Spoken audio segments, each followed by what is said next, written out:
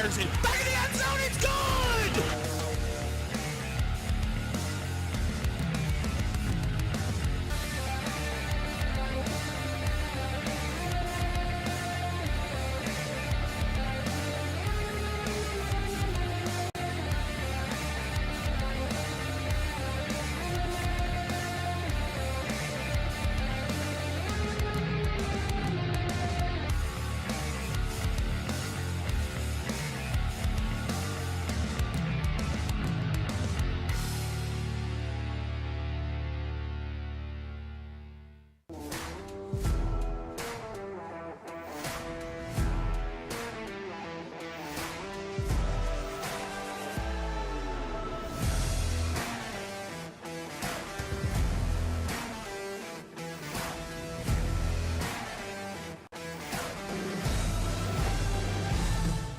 Welcome to the Springdale Bulldog pregame show here on Springdale Athletic Foundation Television. Kickoff between the Dogs and the Tigers coming up in just a little bit. But first, Brett Hobbs, head coach of the Dogs, here to talk about the Springdale Bulldog football team. And, Coach, physical game last week, rivalry game.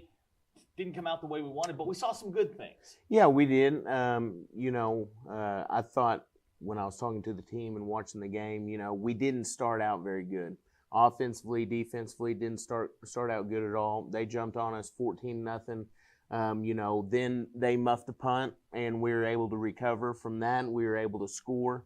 Got it within 14-7, and feeling pretty good. And then they were punting, and we drew up a block punt as far as we schemed up and thought that we saw something that we could get back there and make a block. We were there. I don't think it was a called fake punt on their end.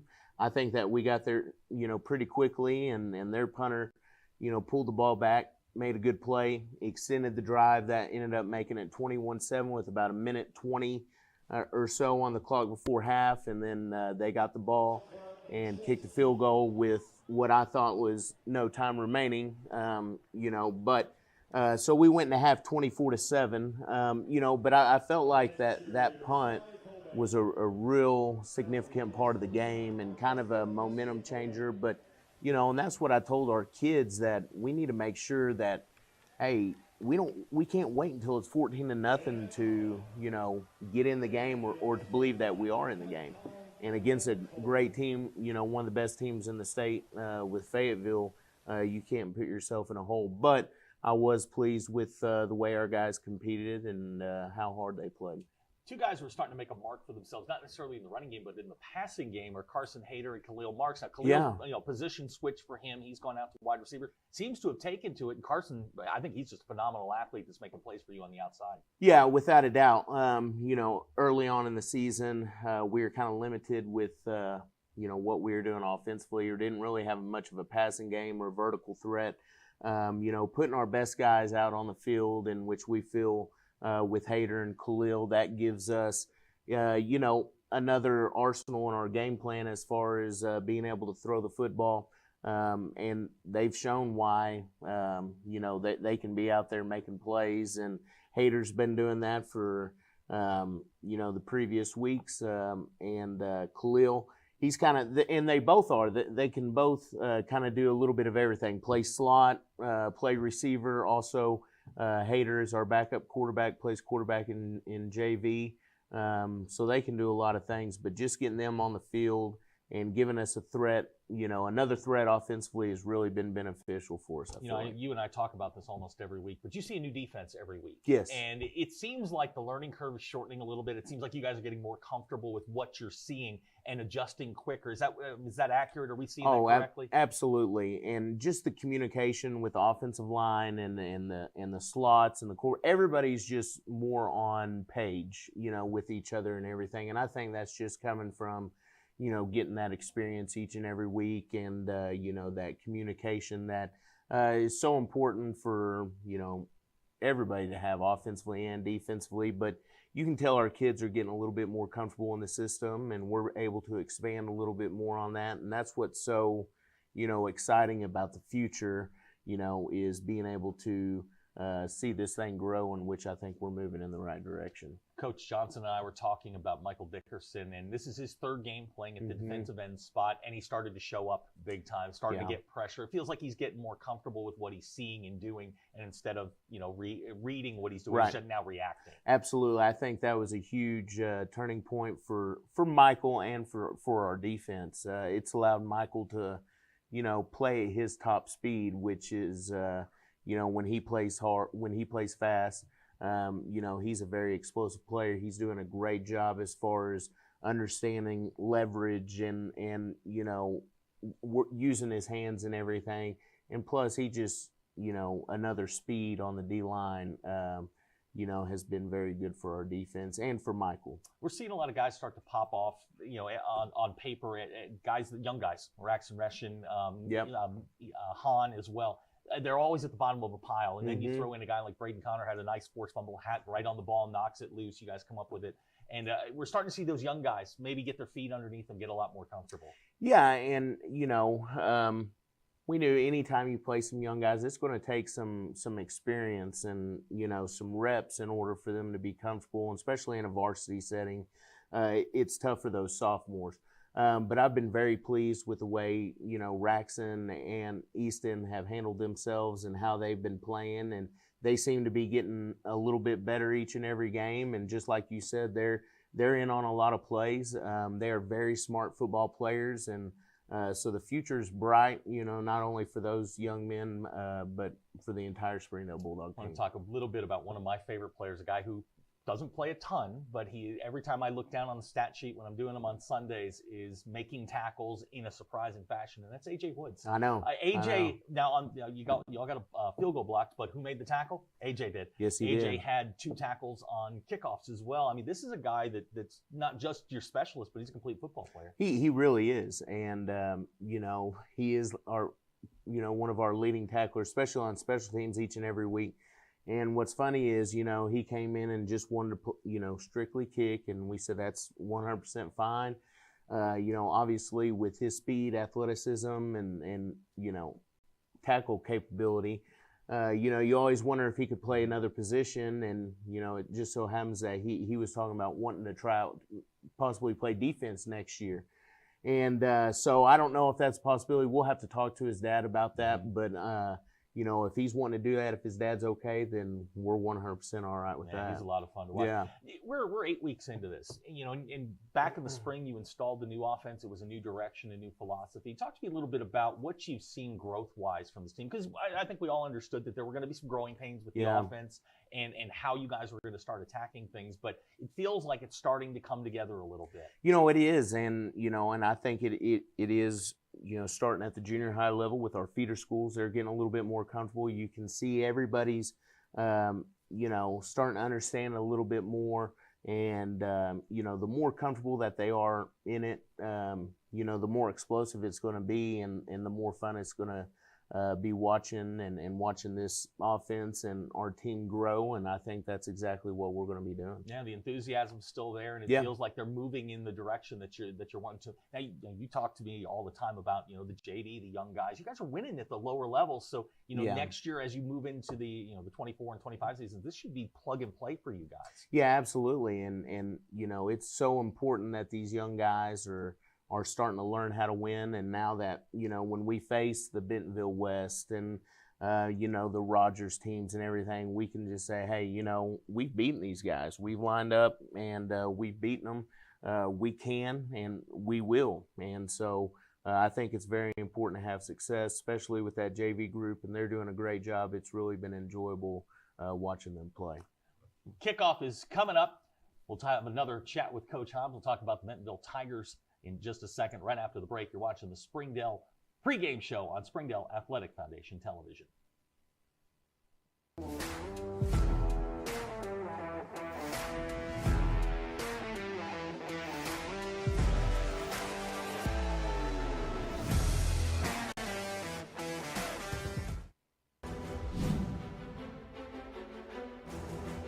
Good evening. Welcome to the 2023 Paper Football Championship. I'm Donald Tucker, the voice of the Harbor Wildcats. And I'm Zach Arts, voice of the Springdale Bulldogs.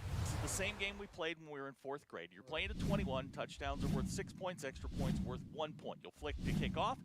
Typical rules. We've got coaches. We've got administrators. We've got everybody here. We're going to crown a champion this season.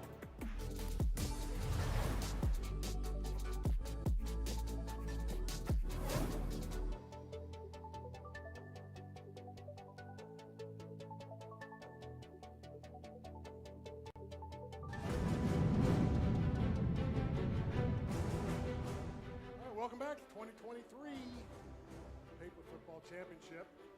Tom Tucker, that's Zach Arns, Coach Burnett, Tom Collins. It is a battle. This is for a right to play in the championship. Not only are they nervous, you're nervous. That's Austin Winters. Austin Winters. Did I say Tom? You did. Oh, well, he wishes he was here. That's correct. So here now we we're go. ready for the coin toss. Coin toss, here we go. Heads. Heads it is. Here's the start. Here we go. This one was intense before. There was a stare down. Oh! I thought that was in. Going for that quick 6 right off the bat. Oh, that's a great strategy for the Touchdown. Touchdown Right from off the goal line. 100 yards. Wow. And he kicks. Good. He's Yeah, not see, messing around. No, he's not. Burnett from the 50. You know this is going to come up at the next meeting. Look at that. Right to the 10. Touchdown Touchdown. again. Austin out quickly. Winner's not Got the extra point coming up. messing around. Austin's got to kick the extra point and then see if he can make this 14-0. I like Burnett's strategy. Take the football. Right. Don't let him kick Don't it. let him have it. Make him get it from you. But now 14-0. Right off the bat. Not Wow, this good. one-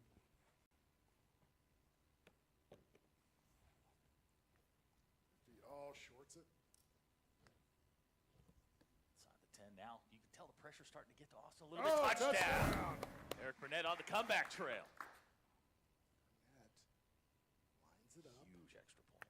Bingo. Yeah, that's good. That's good. Now it's 14-7. 75 yards. Doors open.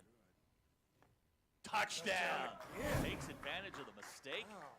Made the adjustment at halftime. Yep. He's coming back strong. Bingo. We're tied up at 14. Wow. You almost get the feeling he was doing it on purpose at the beginning of the game. Nope, Comes shorts up it. short. Nope. Oh, you can see him lining these up. The pressure is real. It's crazy. Out of bounds. Coach Burnett gets it back with a chance to win. He's got a 65-yarder. Oh! Oh, that's terrible. Down to 5. Out of bounds. Not a bad strategy there. Yeah, throwing it out of bounds is a great strategy. Oh, shanked that one. Down to 5, no good. Touchdown. Now he's got to hit the extra point to win it. And let's be honest, extra points are tough. And it's good. That's good. Austin Winters moving on.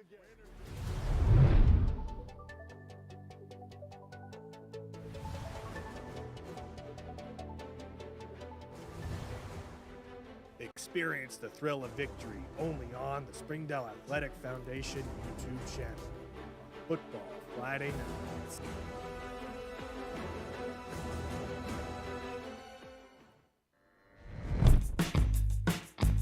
What's the only thing better than ordering your Whataburger favorites right on your phone? Earning free Whataburger while doing it. Download the Whataburger app to get started, just like you like it. During the Great Depression, nothing came easy. But with just 5 cents, an old truck, and a load of hay, John Tyson and his family found a way to deliver quality chicken to other hardworking people. Today, Tyson continues to find new ways to help put a chicken in every pot. Because people deserve farm-raised chicken of the highest quality. At Tyson, we remain committed to this simple promise: to always keep it real, to always keep it Tyson. Food that is fresh, full of flavor, and all for a good cause can only come from Tacos for Life in Springdale. Enjoy delicious tacos for a cause. When you buy a meal, Tacos for Life donates the proceeds to provide a meal to starving children. Download the Tacos for Life app for ongoing promotions and free food for our friends right here in Springdale. Great food for a great cause. Tacos for Life, 1210 JTL Parkway in Springdale. What if we told you you could buy your next home without having to compromise? That's exactly what the Schuber-Mitchell Come Home Savings Program can do for you. Choose between a $5,000 design studio allowance, a $7,500 luxury kitchen and bath upgrade, $3,500 in closing costs, or a 0.5% rate buy down, saving you thousands over the life of your loan. Don't settle for less than you deserve. Come home to a place you love. Head to Schuber-Mitchell's website today to take advantage of this limited time offer. Thank you for supporting the Fuel and Feet program. I'm Cassie Lloyd, the head volleyball coach at Harbor High School, and without your help, this program would not be possible. I support the Springdale Athletic Foundation because they care about our student athletes. My name is Brandy Davis, girls basketball coach at Central Junior High. Thank you for donating to the Fuel and Feet program. I support the Springdale Athletic Foundation because they care about our student athletes. The Fuel and Feed program raises money to help pay for pregame and postgame meals for kids and coaches. In addition, we raise funds to buy athletic footwear for students to compete in. I am Donald Tucker, president of the Springdale Athletic Foundation. Please take this time to help our students and coaches. Visit the link on the screen to donate now. Thank you for your support. Thank you for your generosity. Nothing says game day like good friends and great food. And at Slim Chickens, we know great food. From our 100% all-natural chicken tenders, fresh-made wings served with house sauces, to delicious chicken sandwiches, crisp salads, southern sides, and desserts you just can't get anywhere else. At Slim's, we have the food you love, made fresh for the people you care about. Dine in, drive through, or order online. Slim Chickens. Fresh, delicious chicken. Hey Northwest Arkansas, Lara here at Sam's Furniture. If you're looking for new furniture, we have over 170,000 square feet selection at everyday low prices and same-day delivery available. But the best part is that we love to serve our community. So when you buy at Sam's, part of your purchase goes to support one of the many amazing organizations that we have been blessed to partner with. Serving others, especially those in need, is our culture here, and we hope that you'll be a part of that too. Arkansas's largest furniture destination, get it at Sam's. If you need that love, support, somebody to push you, to tell you can do it, I would tell them to come to Pam Transportation. It's a family here. It's not just a regular company. They will look after you. They will show you that you are important, you are welcome here.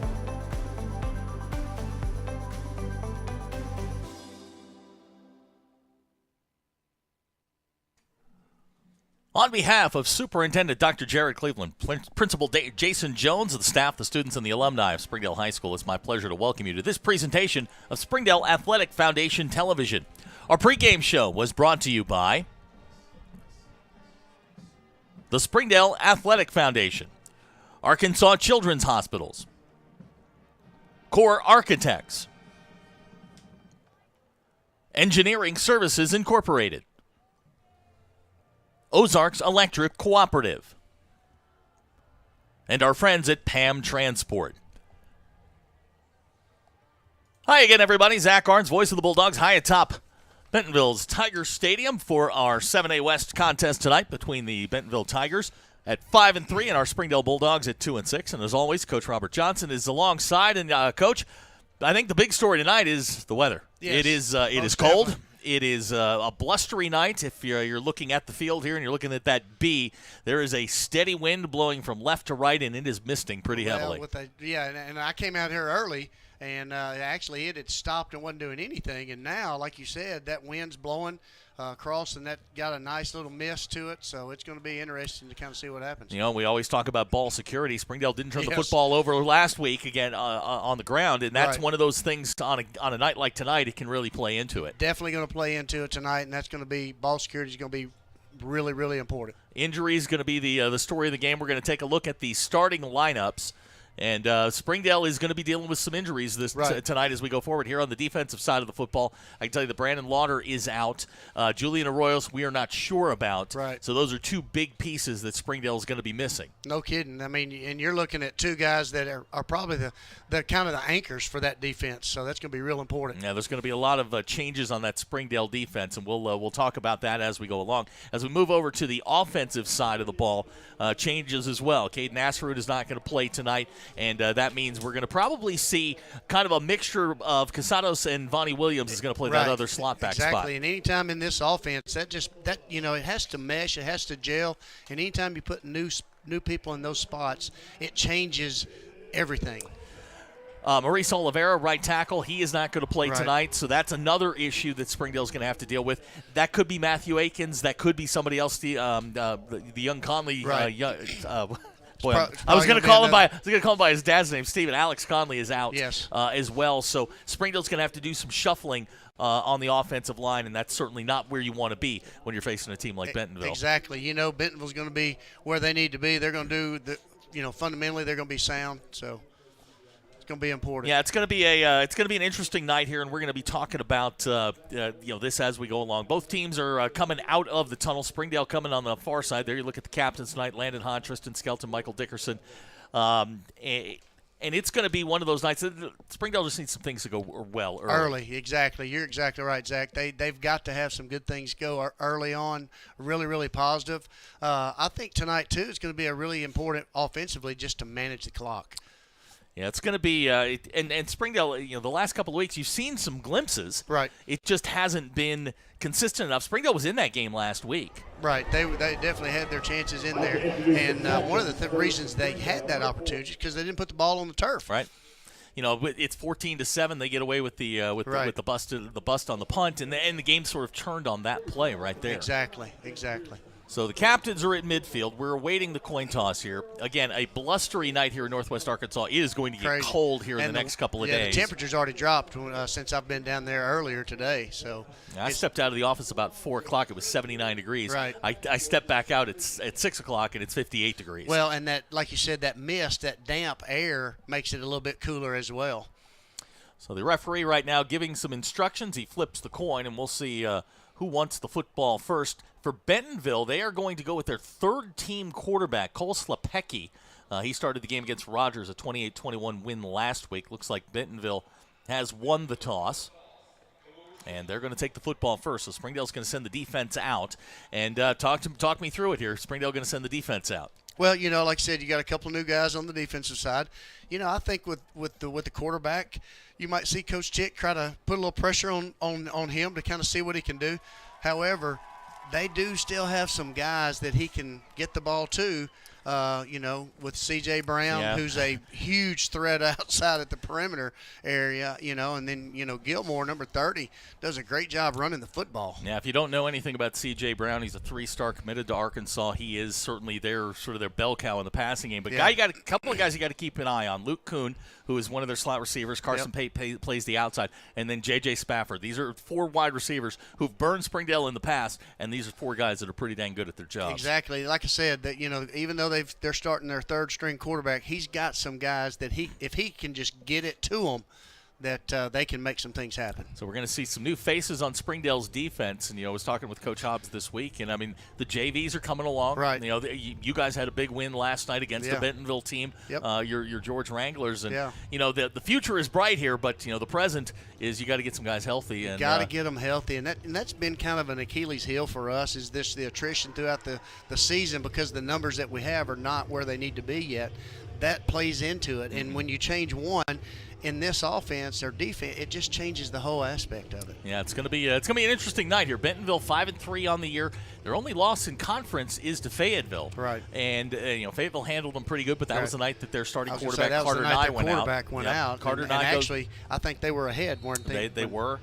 And in talking with some of the Bentonville folks, they think he'll be back. He could have played tonight if it was a necessity, but they're going to choose to start Slepecki. They lost their backup quarterback to a broken collarbone, so they're dealing with injuries as well, as most teams are here in Week 8. I was going to say Week 8 and 9, that's usually kind of what you're dealing with. So you're not real sure what the hang-up is. We're waiting for both teams to come onto the fields. Here comes Bentonville to our left. Springdale just sort of waiting. Yeah.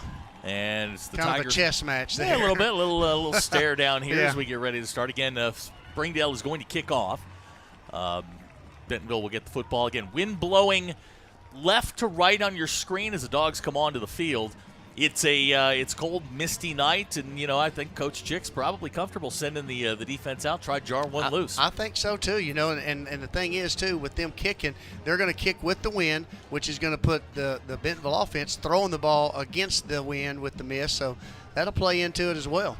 Glad to have you along here on Springdale Athletic Foundation Television. He's Coach Robert Johnson. My name is Zach Arns. Game number 9 Yeah. of the 2023 season. It goes by so fast. We look forward to it all season long, and we're starting to kind of bottleneck as we start positioning for the playoffs. AJ out quick. He's got the football in hand, having a conversation with the referee. We're about ready for 7A West football, Bentonville and Springdale.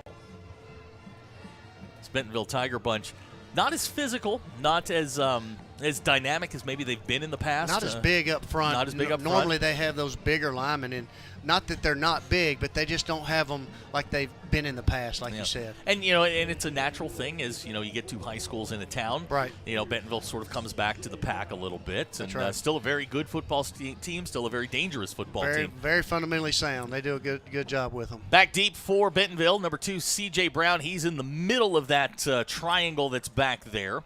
And we are ready for football here in Benton County. Glad you're with us.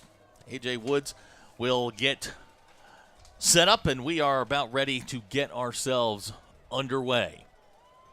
Woods will approach the football, and game number 9 is underway. It's going to come to Brown at the 3. So this is C.J. Brown. 20-yard line, 25. He's got room. A.J. can't get him at the 35, and now C.J. Brown has nothing but green turf in front of him, and he's going to return this one 97 yards. No flags, and it's going to be 6-0 Bentonville on the opening kickoff. Yeah, that's like I said, he's one of those threats, and I think with the win they probably trying to put the ball in the end zone. So we'll make sure they try not to kick to him for sure. So it takes 14 seconds. There's 6 points on the board. Now for Springdale, we've been in this spot before. Nothing new here. But the Dogs find themselves down 6-0. On to try the extra point is Ryan Fernstrom, junior kicker.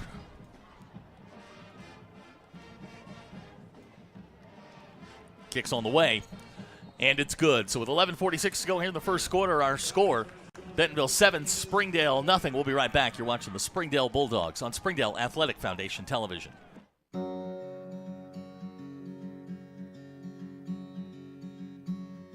Hometown. That word still means something here. It means we're neighbors. We do the right thing. We care about your family. And you deserve the very best every time you walk in the front door. Harps.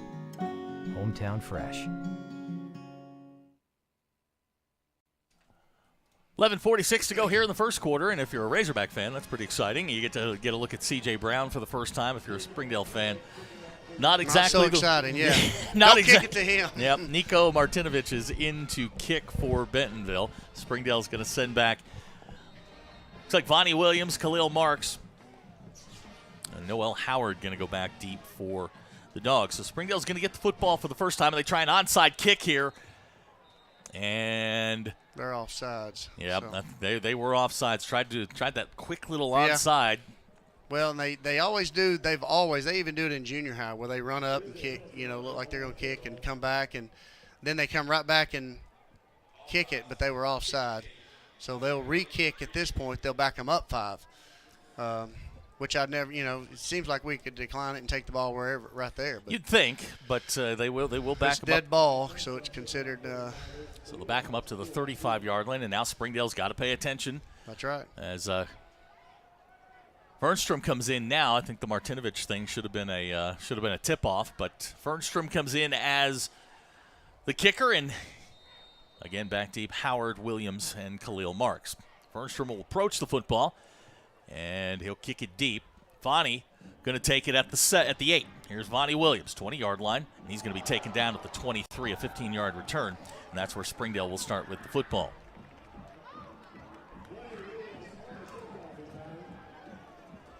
So Jack will bring the offense out, and we'll see who's going to be in the backfield. Springdale, again, dealing with some injuries. This will be the first play for Springdale.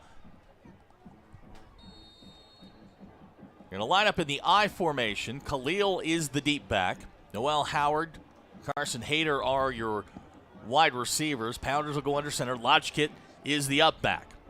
First play of the ball game for Springdale. Pounders straight ahead to Lodgkit. He's going to get maybe a yard up to the 25, and that's going to be about it. Yeah, they had a tight end with a flex to this side as well. It looks like they're going to line back up and try to move the ball a little bit differently. So to bring up second down, we'll call it 9. Just underway here in the first quarter. Same formation. Same play. Here's Pounders. He'll flip it to Vonnie at the Khalil at the 25, and he'll get out across the 30. And they'll give him the 32, and a nice little play there by Jack to Khalil. Yeah, but I think if Jack has it come back, he probably wants to kind of push it to that guy a little bit more instead of pitching it so quick, just to keep that one guy from having to be able to get to him. 7-yard pickup brings up third down and 3. Which is what this offense wants. You want a third and manageable right here. They'll go out of an offset I again. Juan Marone is the tight end. Noel Howard is the slot back right behind him. Pounders under center, straight ahead, Lodgkit, and he's going to fight his way. I think he might have gotten he's going to get it. The guy up top looks like he's got it. The guy down here, yeah, they're moving him. Yep, sure they're going to move the sticks. So Lodgkit will get the first down out to the 34-yard line. That'll be enough for the Springdale first down. Always nice to get that first drive, get a good first down, that first one. That's good. Springdale keep the chains moving here and showing a little bit different look here Yeah. to start the ball game. Sure is. And the good thing about this offense, the best thing they can do is keep their offense off the field. So this is good. Offset I again, same formation. Pounders under center. Here's Jack. He'll throw. Jack fires into the flat looking for Noel. Incomplete, and it'll bring up second down. Yeah, defensively, they did a really good job right there, putting a lot of pressure on Noel as he was trying to release, kind of held him up a little bit and kept him from getting out to the flats. So second and long here for Springdale. Clock stops with 9:58 to go here in the first quarter. If you're just hopping on, C.J. Brown takes the opening kickoff back 97 yards. That's how Bentonville got their 7. This is Springdale's opening drive. This will be second and 10. This is Lodgkit. Across the 40-yard line, real close to first down yardage. It looks like he's about a yard short there. That was a great play there. He kind of got tied up and then went through it. Coach, correct me if I'm wrong, but this is more of a veer look than we've seen in the past. Yes, it's like an outside veer. You're exactly right, and they haven't shown that. And so that's something that they've put in this week, or not actually put in, but this is something they've kind of felt like they can use this week. It's going to bring up third down and 1, ball at the 43-yard line.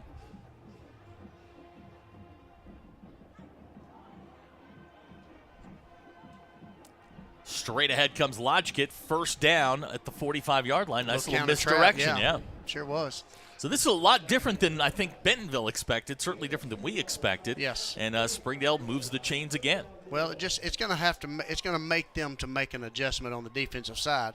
If they make that adjustment, then we can go back to doing what we were doing, and it just gives us a chance to kind of tweak some things. So it's first down and 10, clock running here, 9:03 to go in the first quarter, and Springdale really playing at a slower pace than I think we've seen in the last couple of weeks. This will be first and 10 at the 45-yard line.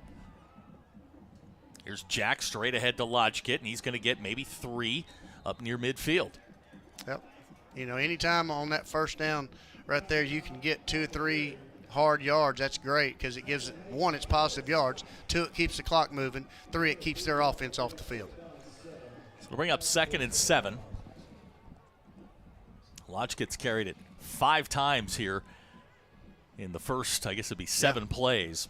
That's good. Khalil with the other carry and then the incomplete pass. So Springdale making this work here with 8:15 to go in the first quarter. Second down, they'll go into the flex bone. Pounders will go under center. It's Howard in motion. Straight ahead comes Lodgkit, and we've got flags down. They're going to say false start against Springdale. Man, those are penalties we've got to eliminate right there. Those are those little things that put you back behind the sticks, and in this offense, you just can't do that. So it'll move back to the 43-yard line. It'll be 2nd down and 12. And like you said, this isn't where you want to be. No.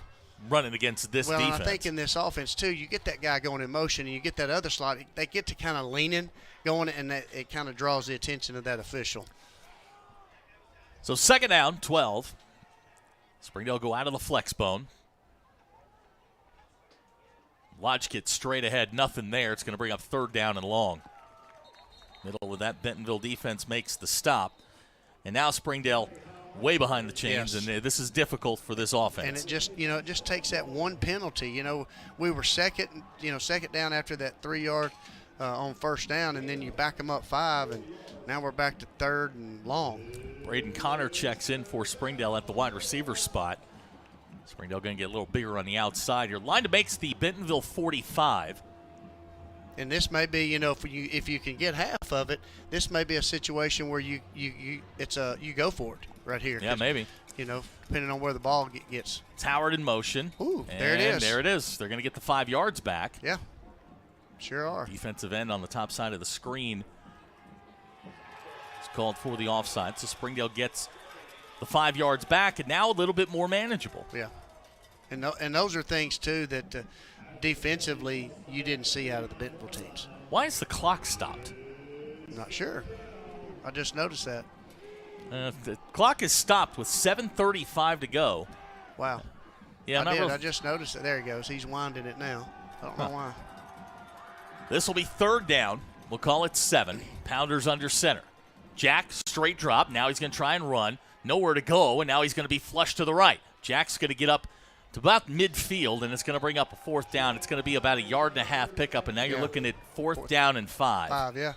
We got a personal foul. We got flags, look like yard darts out there. Okay, so we'll have to sort that out. Jack's helmet was pulled off, so I don't know what's going on. Yeah, a lot of penalties here in the first 5 minutes of the ball game. Here we go. Here's the call. Foul. Unsportsmanlike on Bentonville. Wow. So Springdale's going to take the penalty, and it's going to be enough for 1st down. And again, those are some uncharacteristic things that you normally don't see from them, and that's we'll take it 100% of the time. And absolutely, those are those little things that can cost you the game. So back-to-back penalties on Bentonville's moved Springdale down to the 35-yard line. That's 23 yards. Heck yeah, we'll take that every single time. Well, and the thing is, we talked about giving ourselves momentum early, and this is what this does right here. We've got I formation. 1st and 10, ball at the 35-yard line. Here's Lodgkit straight ahead. He's going to get 5 out of that. Now Springdale's starting to play with a little bit of confidence. Yeah. Well, and you can see that the defense, when things like that happen, you make an adjustment offensively. The defense starts kind of scrambling to see where they can put a guy here, put a guy there, and make it different. But, the way the offense is designed, it doesn't really matter who lines up and where they line up. We're going to run our tracks on the offensive line. It's just like running a train track. They run their tracks. They're going to block who gets in front of them, so it really works out well.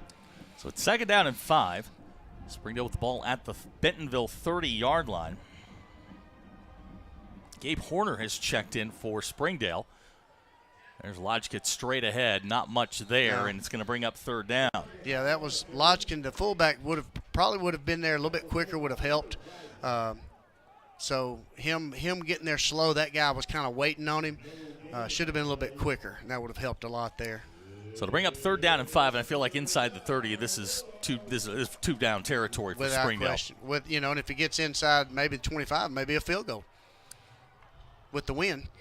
Absolutely. Wind's kind of swirling a little bit, but it is blowing distinctly from left to right. Definitely easier to kick that way than it would be the other. So 3rd down 5, offset I. Khalil's the running back. Lodgkit, the up back.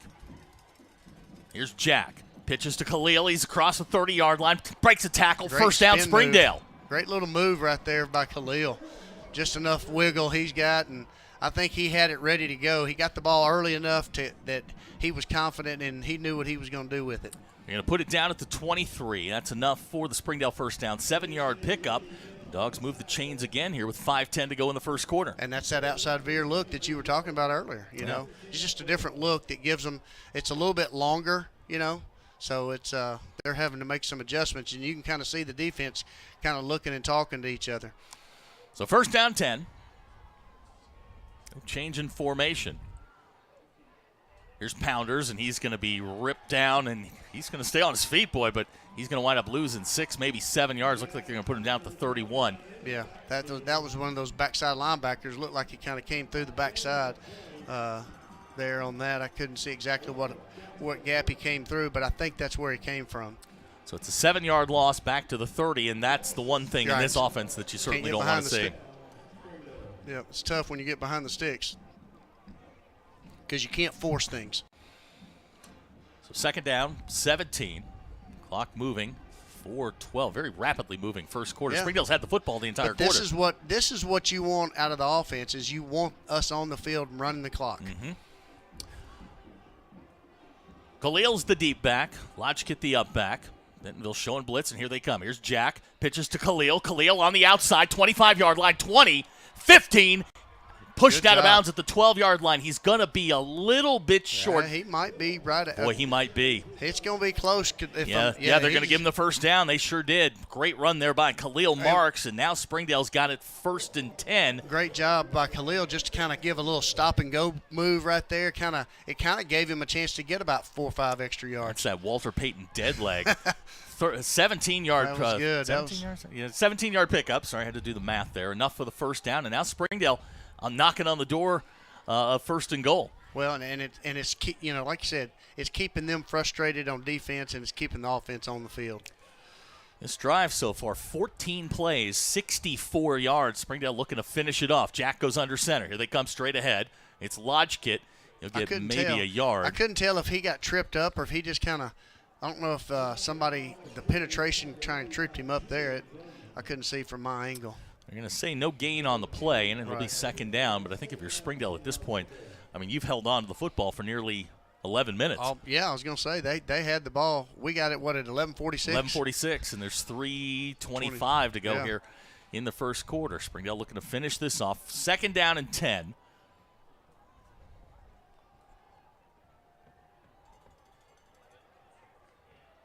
Jack pitches to Khalil. Khalil going to get down near the 10-yard line, and it's going to bring up a third down.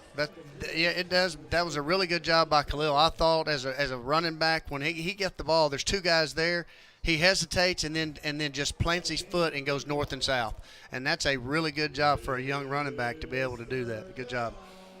So here we are again in third down territory. Springdale so far on this drive, they are 3 for 4. I was going to say third down's been pretty good for us. Third down's been very, very successful for Springdale, and they are really taking their time. I love this. Yeah, this may be a chance right here where you take 5 and maybe try to get them to jump and maybe get a quick 5 out of it too. This may be a good spot. I don't know how much time. There's a lot of running out now. Play clock's down to timeout. And they're calling for the timeout, and I think they're going to get it. Yeah. They are. Yeah. So the clock is going to stop with 2:20. Well, the clock may stop. Coach Bray's not very happy.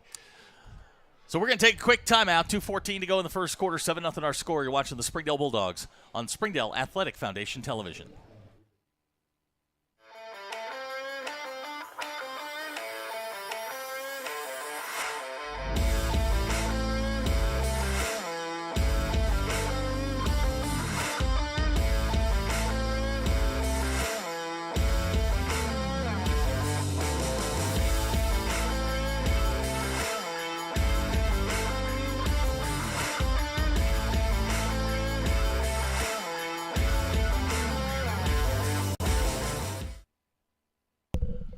.219 to go here in the first quarter. 7-0 the score. Now Springdale has had the ball this drive now 16 plays, 67 yards. They're facing a third down and 7.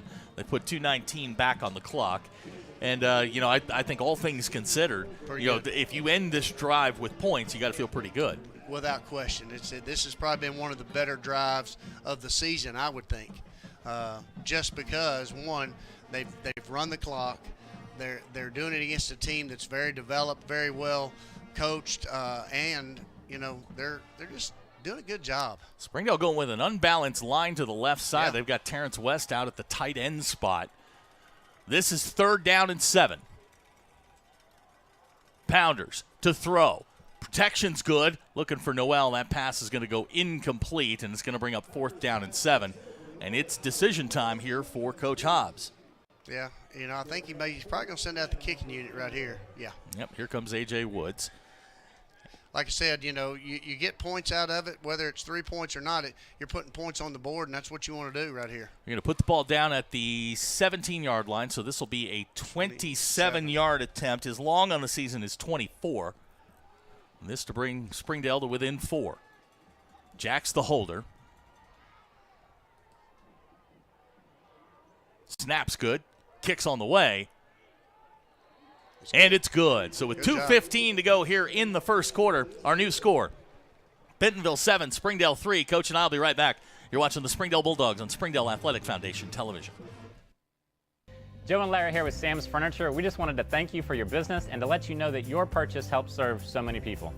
That's right. The culture here at Sam's is to love and serve others in our community and around the globe. So when you buy at Sam's, part of your purchase goes to support one of the many organizations we partner with. You enable us to invest in our children, teachers, veterans, development in Africa, and distributing wheelchairs to those in need around the world. You are a part of this. So from the Sam's Furniture family to yours, thank you.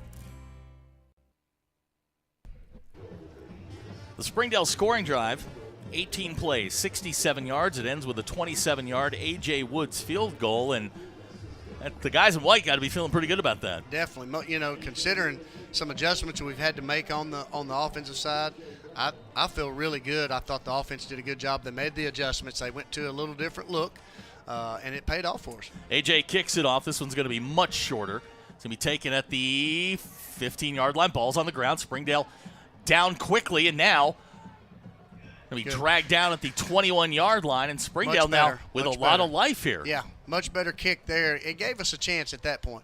And the way we line up, that's a much better kick, and the ball hit the ground, and then when it did, it kind of took a weird bounce, and it gave us another chance to get a little bit down there. Cole Slepecki is the quarterback for Bentonville, number 15. He's filling in for the injured Carter Nye. 12 out of 16 last week against Rogers, 2 touchdown passes in their 28-21 win. The guy that really makes this thing go is the running back, number 30, Jason Gilmore. Yeah, he does a good job. He runs hard. Golly, he runs hard. So 1st down and 10 for Bentonville. Ball at the 21-yard line. Slepecki rolls. Pass is knocked away. Wow. Easton Hahn right there. No, Easton Hahn got his hands on it, and that's going to be incomplete. It's going to bring up 2nd and 10. Boy, that was real close to that outside linebacker being able to get underneath that ball because it tipped up just enough, I thought. Good play there by Easton to get a big paw on it. He did. That was a good job. Sure now was. 2nd down and 10 with 2:02 to go here in the quarter. Gilmore is the running back behind Slepecki. Springdale shows blitz. This is Gilmore. Boy, just Braden Connor, first one there, and it's going to be a couple-yard gain, maybe up to about the 24-yard line. It's going to bring up 3rd and long. Yep, that was a good job there. Their running back just real patient, looking for a hole, but our defense did a good job. Again, you got some guys filling in. Looks like Shim Paul's out there, playing out there. A little bit of a youth movement tonight with some guys out. Yep, sure it is. And Dickerson, we've talked about him putting his hand down on the ground. He's getting better every week. This will be 3rd down. We'll call it 7. Line to makes the 32. Slepecki. Springdale shows blitz. And now we've got a ball on the ground back at the 10-yard line. Springdale's going to bring him down at the 14-yard line. And great defense there by the Dogs. Shem Paul there. Michael Dickerson as well. And now Bentonville's going to be forced to punt. 3 and out. That's a great – how good is that for the defense having to shuffle around some kids and, football's a weird game, Well, the ball's not round. It bounces weird. I tell you what, buddy, it's bouncing our way right now, and we talked about good things happening early, and they are. Back deep for Springdale is Khalil Marks. Fernstrom in to kick. Snap's good.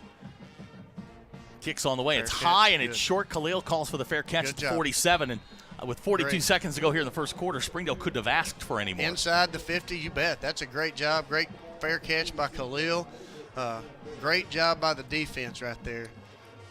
Springdale's going to have very good field position in Bentonville territory. You kind of saw on that punt how much the wind did affect it. Yeah, you could tell. And one of the things, and we talk about it all the time, Springdale didn't throw the ball a bunch. No. So the wind isn't going to affect what they do on offense. That's right. So Jack will bring the offense out. They're actually going to give them the 46-yard line. 42 seconds to go here.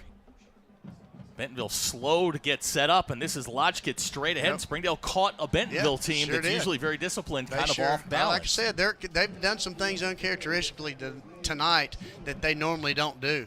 And you're exactly right, Zach, on that. It's just they weren't even set up, and I can't remember a time seeing that. So it's going to be second down.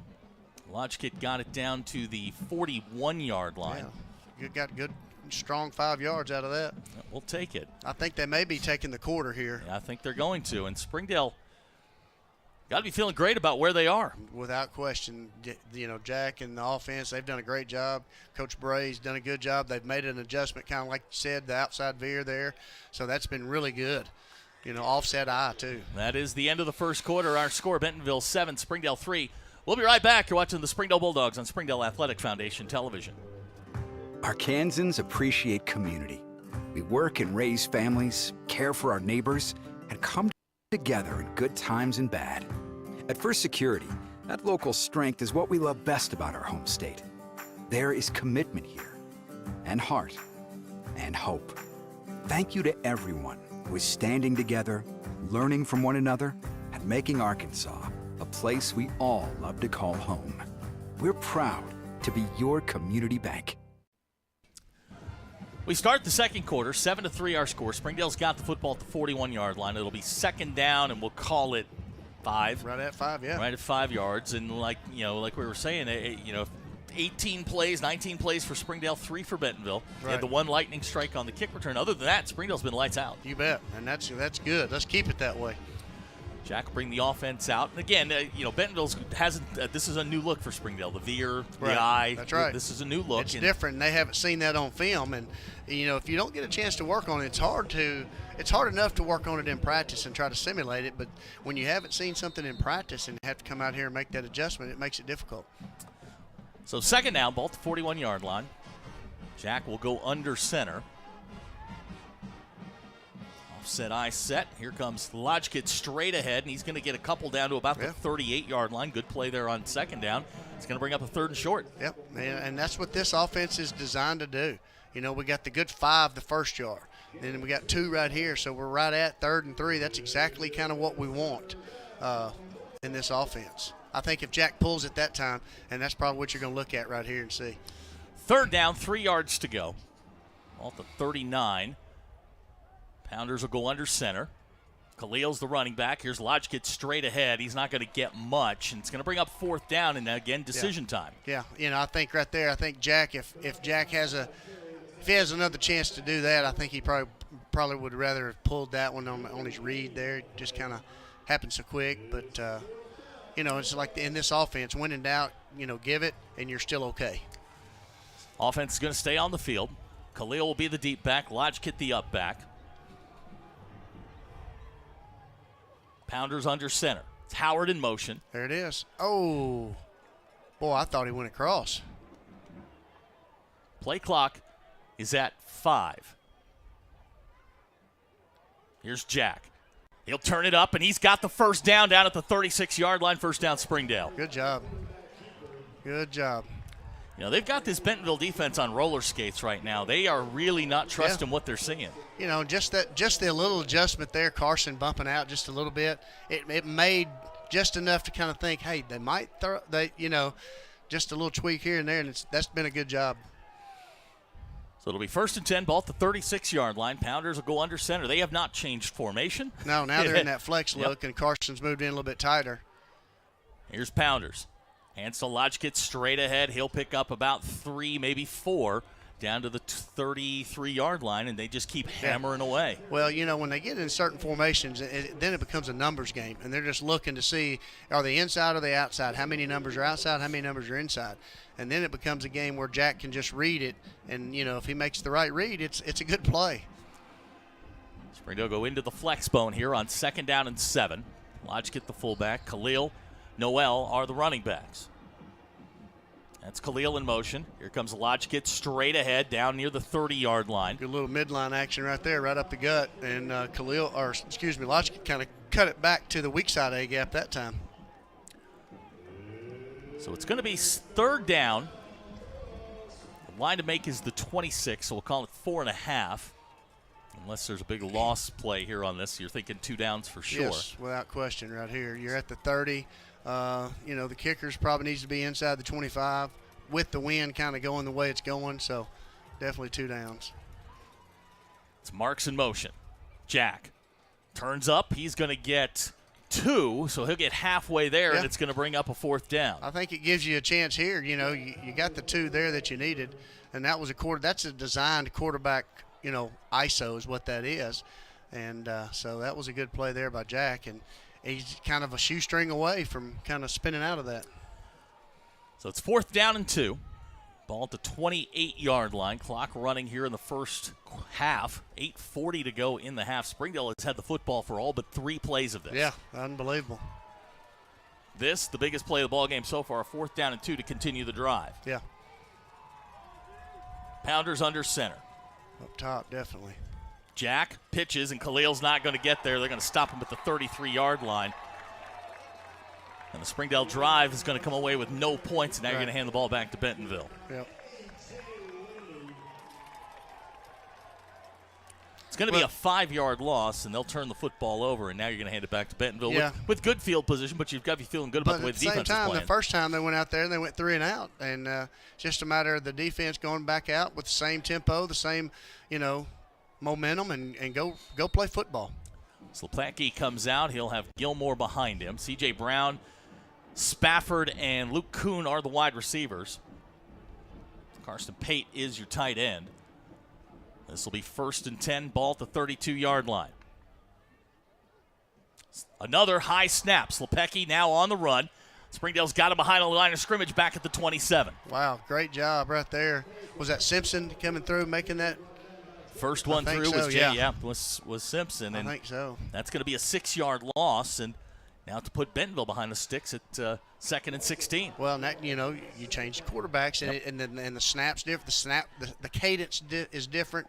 The snaps different. So we mentioned the mist, the rain, the wind. Just enough. That's right. It's enough to make it a little bit more difficult as the night goes on. This is 2nd down.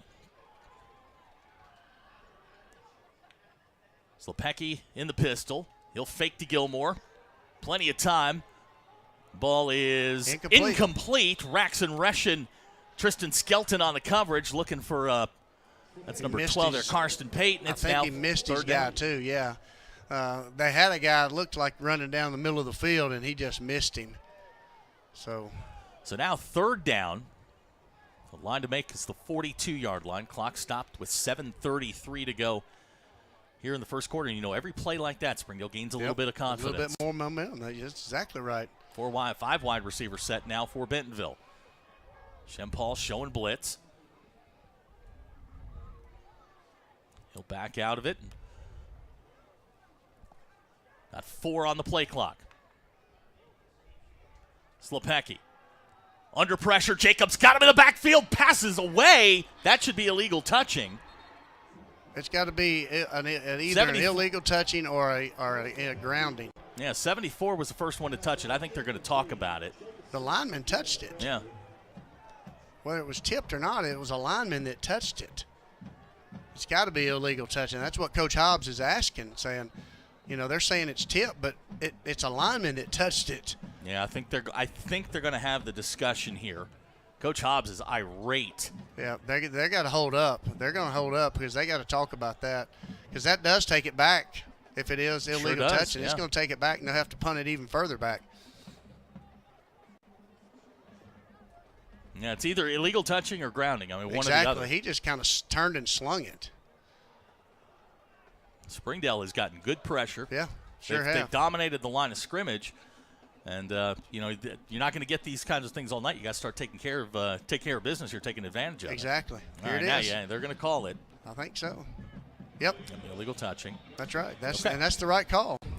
So they'll back them up to the 22-yard line. Well, and now they're kicking into they actually get to with the wind here. So yeah, they'll have the wind. Khalil is back deep. He's got his feet at the 45-yard line. Snap's good. The kick's away. Khalil calls for the fair catch and makes it at the 43-yard line, and Springdale's got great field position again. Nothing wrong with a fair catch. Nothing wrong with a fair catch.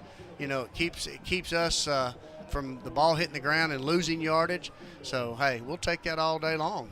Yeah, absolutely. Springdale going to start again with great field position. They've run 25 plays here in the first. So they've been 3 and out twice. So they've run 6 offensive plays. 6 offensive plays for negative 12 yards. That is unbelievable. I'll take that every time. 7:18 to go here in the first half. Springdale with the football for the third time. Jack Pounders, he'll go under center. Khalil Marks is the deep back. Here's Jack. And he's going to get across the 45-yard line up to the 46. So gain 3, not a bad play there on first down. And this is one of those offenses, too. You can kind of see some of their defensive players kind of holding their arms. I mean, it's just a pound. They're hitting every single play, and it does wear on these players that, of course, we do it every day. Mm-hmm. Exactly. So when these teams aren't used to that, it does make a difference. 2nd down, 7 upcoming. Clock running, 6:50 to go here in the first half. A rapidly moving first half that has been controlled and dominated by Springdale.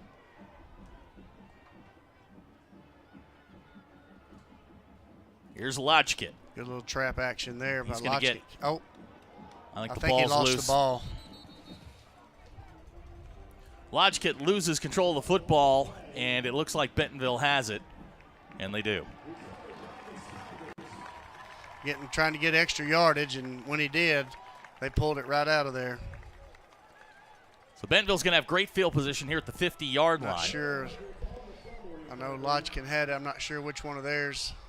10 or 18. I'm not sure exactly who picked it up. So Bentonville's going to get the football in Springdale territory. They can say it's at the 49-yard line with 6.5 minutes to go.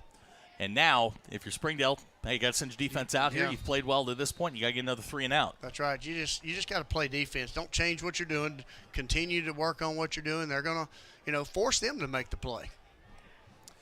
Gilmore's the running back. Slepacki the quarterback. This is 1st and 10. This is Gilmore straight ahead, big hole, 40-yard line, 30. And he's going to be knocked down at the 29-yard line. So a 20-yard pickup on 1st and 10, and they are quickly moving towards the red zone. Yep.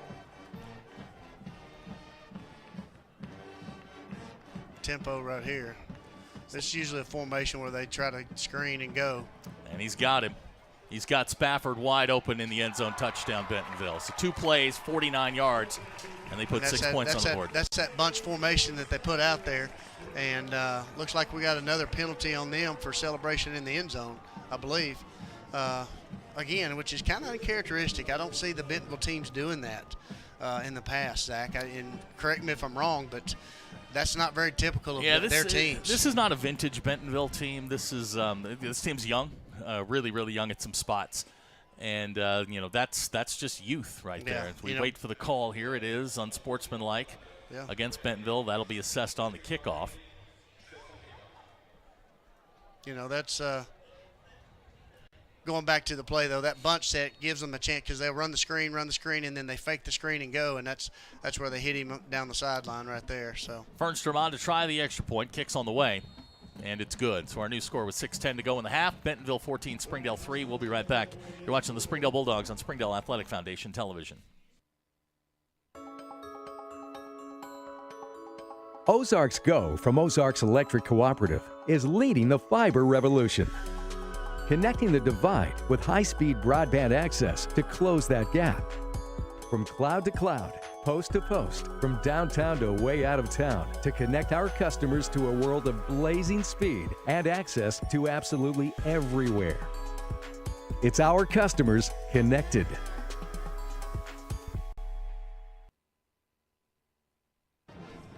Bentonville scoring drives, 2 plays, 49 yards, 29-yard pass from Cole Slepecki to J.J. Spafford. Now Springdale has dominated this first half, but somehow they're down by 11. That's right.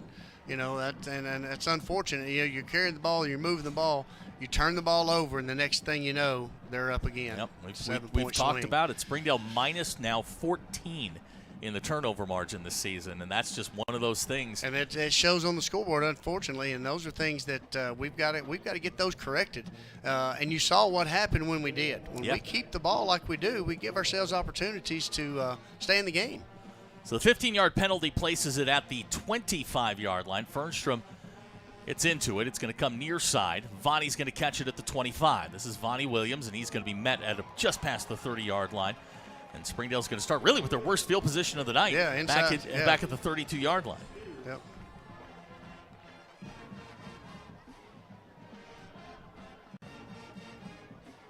Jack will bring the offense out. They've run 27 plays here in the first quarter to Bentonville's 8. I was going to say, Bentonville's got 8 or 9. Yeah, exactly. Springdale's outgained Bentonville 72-38, but find themselves down on the scoreboard via a 97-yard touchdown return of the opening kickoff, and then a 49-yard pass play from Slepecki to Spafford. This will be first down and 10.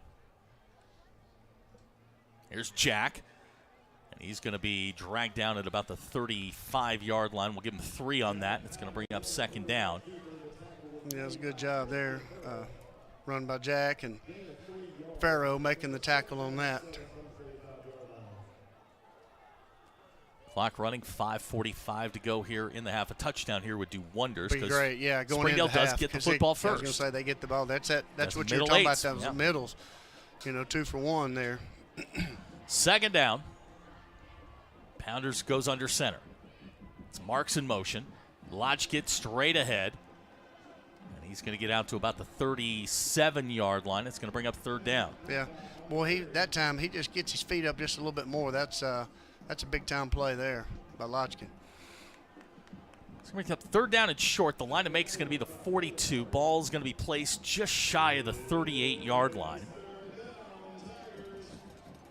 And, you know, I've kind of watched the defensively. They're kind of lining up in a different spot every time, just a little bit different. This is Jack, and he's going to come up about a yard short. And it's decision time here for Coach Hobbs again. I think you go just, you know, the way they're scoring, I think if you go for it and you get it, you keep the ball. I just think it's a chance you go. This game has been played at a fever pace. Yes. It's 7:42 p.m. We have 4 minutes to go in the first half. Yeah. You know, I think this too. They may try to draw them off right here real Maybe. quick. You know, because they think we're going real quick, and you can kind of see it. Check with me right there. Yeah, and they're going to dig underneath. The coaches over there telling them dig. Just go straight ahead, Jack. Yep, there's Jack, first down. You bet. So Pounders will get the first down. The clock will stop momentarily with 4:08. You know, this is one of those things they talk about. They always talk about the offense. You know, they get in 4th and 1 and the quarterback's in shotgun. Well, defensively, we're 4th and 1 and they don't put anybody over the ball. Yeah, that's the same. To me, it's the same difference. That's a gimme. So, you know, take it. You bet. We go under 4 minutes to go. Springdale with the football. They're down 11. But really have outplayed this Bentonville team for no doubt. 90% of this first half. Yep. A little different look here by the defense. Definitely go up top. There it is. Pull. Oh. Lodge gets straight ahead. He's going to break free, and he fumbled the football. Coming out of the pile with it is Braylon Hardrick, and Bentonville's going to get a fumble, scoop, and score, and those are just things you can't have happen. Yeah.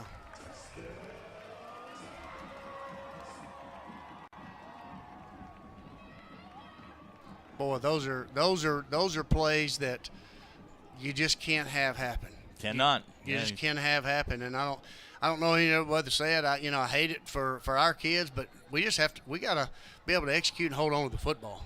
That's 2 Springdale turnovers that have led now to 13, pending the extra point. As Fernstrom tries it, and it's good. So, 14 points off of turnovers, A 97-yard kickoff return, and Springdale finds themselves down 18, 21-3 with 3:27 to go in the first half. Coach and I'll be right back. You're watching the Springdale Bulldogs on Springdale Athletic Foundation Television. Sometimes a dream car has nothing to do with horsepower or performance. My dream car is the one that gets me to my job every day. The one that lets me help a friend in need. I didn't think I had the credit.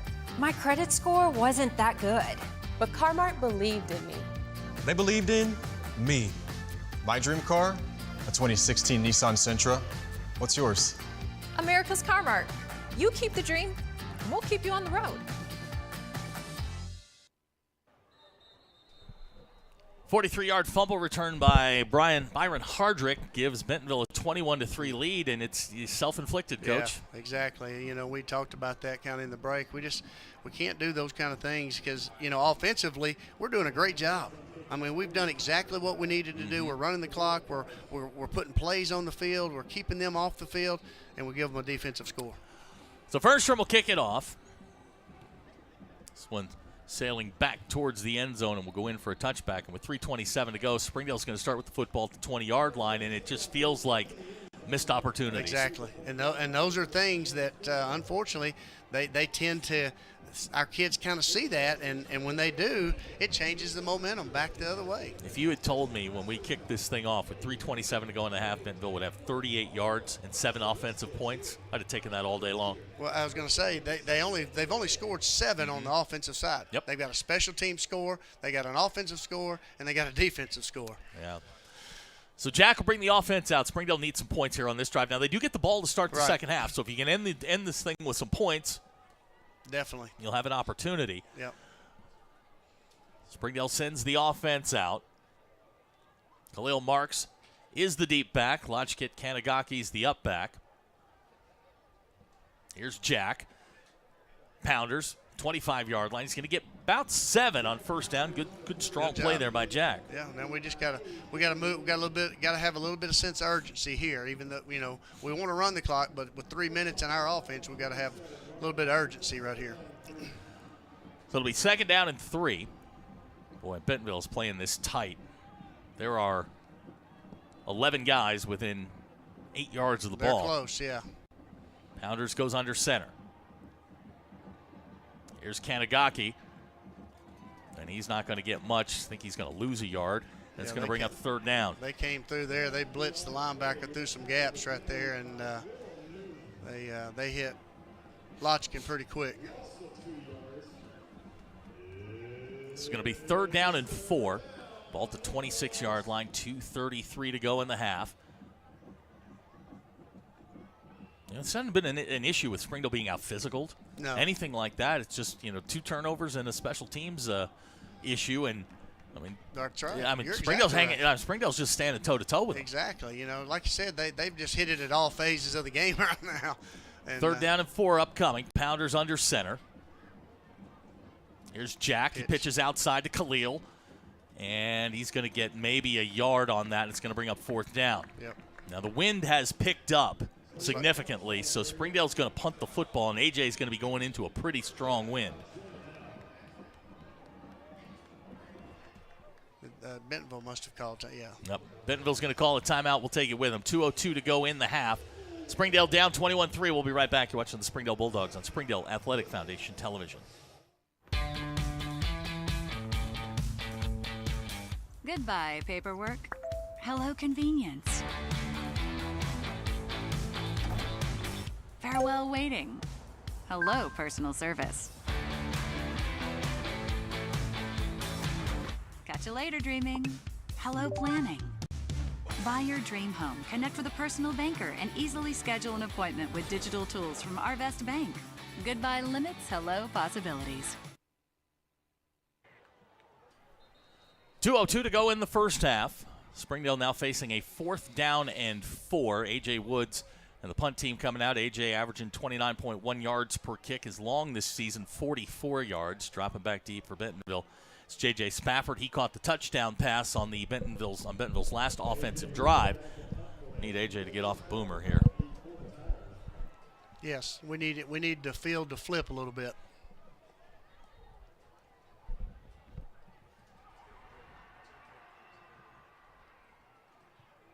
AJ gets the kick away. It is high, and the wind stands it straight up. Spafford catches it at the 45-yard line. Bentonville's going to start with good field position, but couldn't ask more from AJ to get that thing up in the air.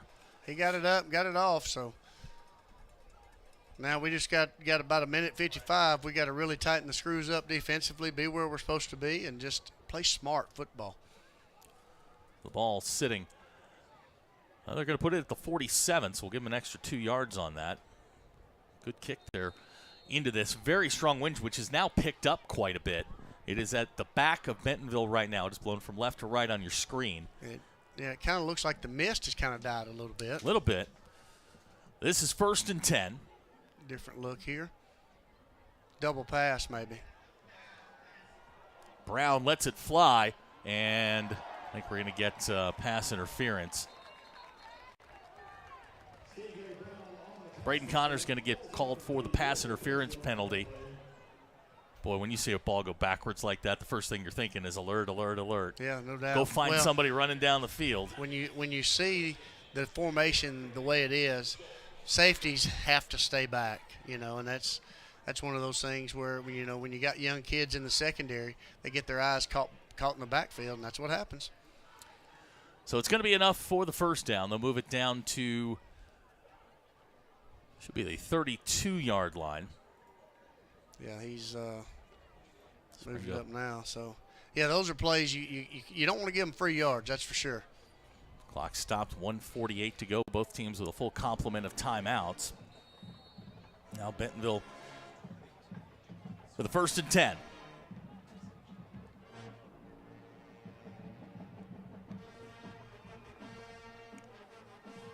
This is Gilmore. Not Good much job there. Good tackle there. I think that was Easton Hahn there. Yeah, Easton there, Shem there as well.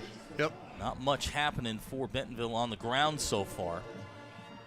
That was a good job there. Just Easton coming to balance and making the play. Good job. 1 yard pickup brings up 2nd down and 9. Slepacki with play action. He'll throw. Pass is incomplete right down the middle. Looking for his tight end there. That's number 40, Eli Brooks. Yeah, and Easton now Hahn's right there with him. Yes, he was. Good job. It's going to bring up 3rd down. Slepacki's just 1 out of 5. The only pass he completed was that 29-yard touchdown. Springdale's done a nice job in pass defense tonight. 1:20 to go in the half. 3rd down and 9. Slepacki rolls near side. Pass complete. C.J. Brown at the 23-yard line. And, boy, that's going to be close. Yeah, I think he's short. Yep. Yeah. Kind of a lazy route, to be honest. Yeah, he did. He got off the line, and he thought, of course, as a receiver, you always teach them, change plus 2 yards for that reason. And so it's 4th down and 1. And how about a snap over the quarterback's head right here? I'll take anything at this point. Clock stopped, 1:15 to go. Oh, there it is. Gilmore picks it up. He's got 1st down yardage.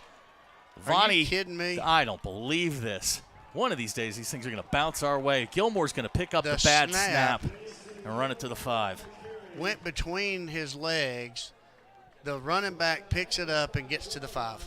Unbelievable. 18-yard pickup's going to give Bentonville a 1st and goal.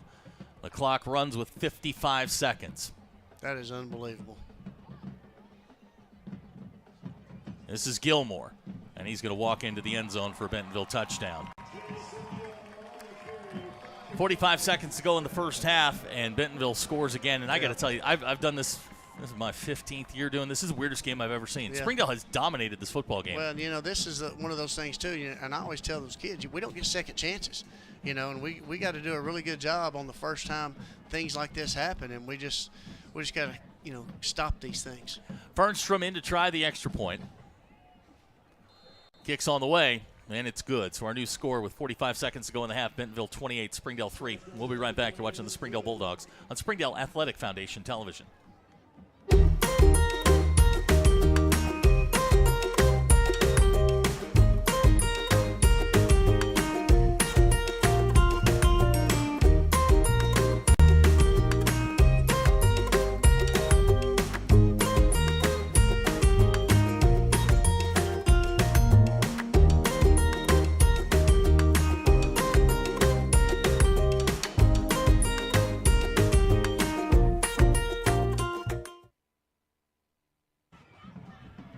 Bentonville scoring drives, 5 plays, 53 yards, and I told you during the this is the weirdest thing I've ever seen. I mean, Springdale has played as well as you possibly can.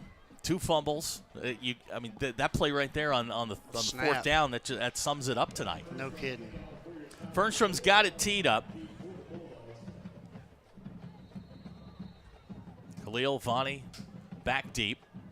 Fernstrom going to kick it towards the end zone, and that'll be a touchback. And I know it's not much consolation when you're down 25, but you look at kind of the way this has gone. Springdale can't feel terrible about where they are. Yep. And it's just amazing, and that's just kind of typical of Bentonville, that you look up and they got 28 points. Exactly. And you think, how?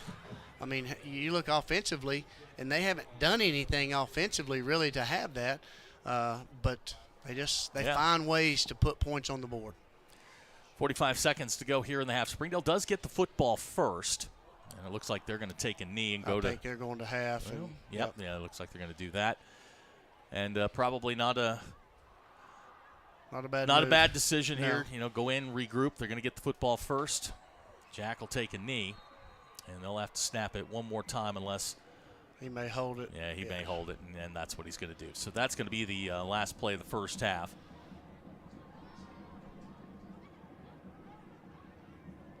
Not sure why Springdale would even bother snapping it again. No, Khalil's walking away now. He's telling them, let's go, boys.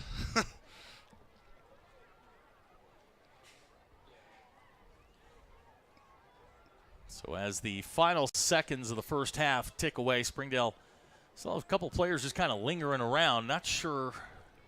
I understand it from the Bentonville perspective, but all right, so 2-1, and there's the final second going off the clock. Our halftime score, Bentonville 28, Springdale 3. We'll be back with halftime activities coming up. You're watching the Springdale Bulldogs on Springdale Athletic Foundation Television. Hi, this is Donald Tucker, the voice of the Harbor Wildcats. Are you looking for a new career? Would you like to become a professional truck driver? The CDL Training School in Tawnytown, Arkansas is open and accepting new students. You can earn your CDL in just 3 short weeks with employment after you finish school, and PAM Transport will cover your tuition. You will train in the same equipment that you will drive once you earn your CDL. Plus, students also receive a $100 weekly stipend during training. Don't wait another minute. Call PAM Transport today at 888-498-2549.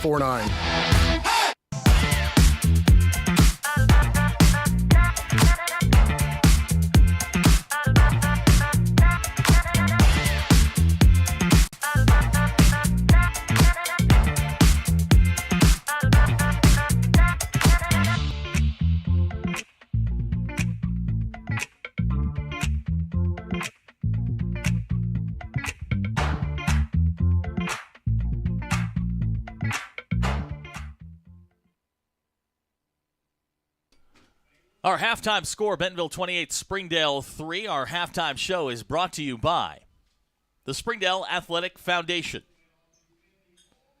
Tyson Foods, McClarty Daniel, Harps Food Stores, Arvest Bank, and 5H Photography. Coach and I will be back to break down the first half. You're watching the Springdale Bulldogs on Springdale Athletic Foundation Television. Goodbye, guessing. Hello, confidence. So long, stress. Hello, security. Farewell, running to the bank. Hello, banking from anywhere. Get a quick view of your balance, block lost debit cards, and quickly deposit checks anywhere, anytime with the highly rated Arvest Go mobile app from Arvest Bank. Goodbye, limits. Hello, possibilities.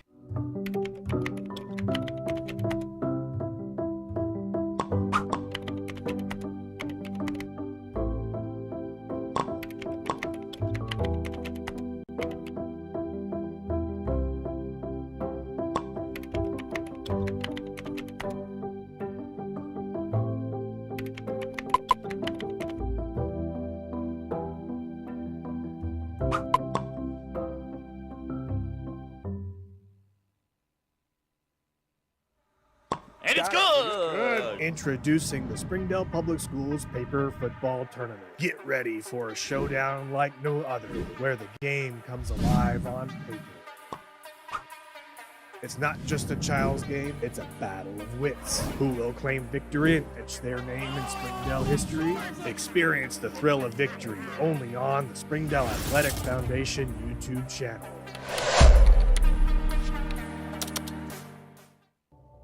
I'm Jason Jones, principal at Springdale High School. Thank you for making an investment into the future of athletics in our community of Springdale. We support the Springdale Athletic Foundation because they care about our student athletes. Thank you for supporting the Fuel and Feet program. I am Paul Gree, principal at Harbor High School. Without your help, this program would not be possible. I support the Springdale Athletic Foundation because they care about our student athletes. The Fuel and Feed program raises money to help pay for pregame and postgame meals for kids and coaches. In addition, we raise funds to buy athletic footwear for students to compete in. I am Donald Tucker, president of the Springdale Athletic Foundation. Please take this time to help our students and coaches. Visit the link on the screen to donate now. Thank you for your support. On behalf of Springdale School Athletics, I want to say thank you. What's the only thing better than ordering your Whataburger favorites right on your phone? Earning free Whataburger while doing it. Download the Whataburger app to get started, just like you like it. During the Great Depression, nothing came easy. But with just 5 cents, an old truck, and a load of hay, John Tyson and his family found a way to deliver quality chicken to other hardworking people. Today, Tyson continues to find new ways to help put a chicken in every pod. Because people deserve farm-raised chicken of the highest quality. At Tyson, we remain committed to this simple promise: to always keep it real, to always keep it Tyson. Food that is fresh, full of flavor, and all for a good cause can only come from Tacos for Life in Springdale. Enjoy delicious tacos for a cause. When you buy a meal, Tacos for Life donates the proceeds to provide a meal to starving children. Download the Tacos for Life app for ongoing promotions and free food for our friends right here in Springdale. Great food for a great cause. Tacos for Life, 1210 JTL Parkway in Springdale. What if we told you you could buy your next home without having to compromise? That's exactly what the Schuber Mitchell Come Home Savings Program can do for you. Choose between a $5,000 design studio allowance, a $7,500 luxury kitchen and bath upgrade, $3,500 in closing costs, or a 0.5% rate buy down, saving you thousands over the life of your loan. Don't settle for less than you deserve. Come home to a place you love. Head to Schuber Mitchell's website today to take advantage of this limited time offer. Thank you for supporting the Fuel and Feet program. I'm Cassie Lloyd, the head volleyball coach at Harbor High School, and without your help, this program would not be possible. I support the Springdale Athletic Foundation because they care about our student athletes. My name is Brandy Davis, girls basketball coach at Central Junior High. Thank you for donating to the Fuel and Feet program. I support the Springdale Athletic Foundation because they care about our student athletes. The Fuel and Feed program raises money to help pay for pregame and postgame meals for kids and coaches. In addition, we raise funds to buy athletic footwear for students to compete in. I am Donald Tucker, president of the Springdale Athletic Foundation. Please take this time to help our students and coaches. Visit the link on the screen to donate now. Thank you for your support. Thank you for your generosity. Nothing says game day like good friends and great food. And at Slim Chickens, we know great food. From our 100% all-natural chicken tenders, fresh-made wings served with house sauces, to delicious chicken sandwiches, crisp salads, southern sides, and desserts you just can't get anywhere else. At Slim's, we have the food you love, made fresh for the people you care about. Dine in, drive through, or order online. Slim Chickens. Fresh, delicious chicken. Hey Northwest Arkansas, Lara here at Sam's Furniture. If you're looking for new furniture, we have over 170,000 square feet selection at everyday low prices and same-day delivery available. But the best part is that we love to serve our community. So when you buy at Sam's, part of your purchase goes to support one of the many amazing organizations that we have been blessed to partner with. Serving others, especially those in need, is our culture here, and we hope that you'll be a part of that too. Arkansas's largest furniture destination, get it at Sam's. If you need that love, support, somebody to push you, to tell you can do it, I would tell them to come to Pam Transportation. It's a family here. It's not just a regular company. They will look after you. They will show you that you are important, you are welcome here.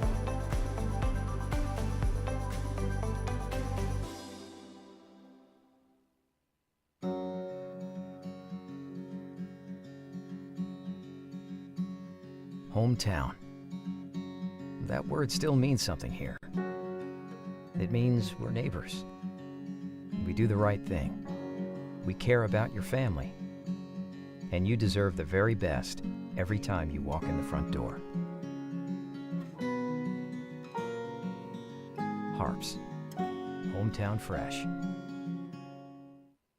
Try the 3-and-3 meal at Slim Chickens. 3 hand-breaded chicken tenders paired with 3 perfectly fried wings, shaken in your choice of house flavors. Served with fries, Texas toast, and a medium drink. Slim Chickens. Fresh, delicious chicken.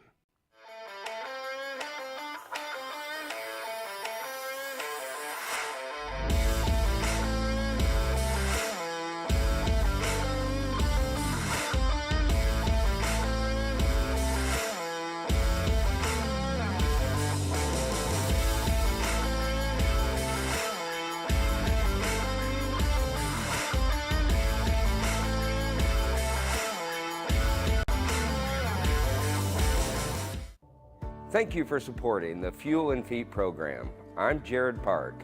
Without your help, this program would not be possible.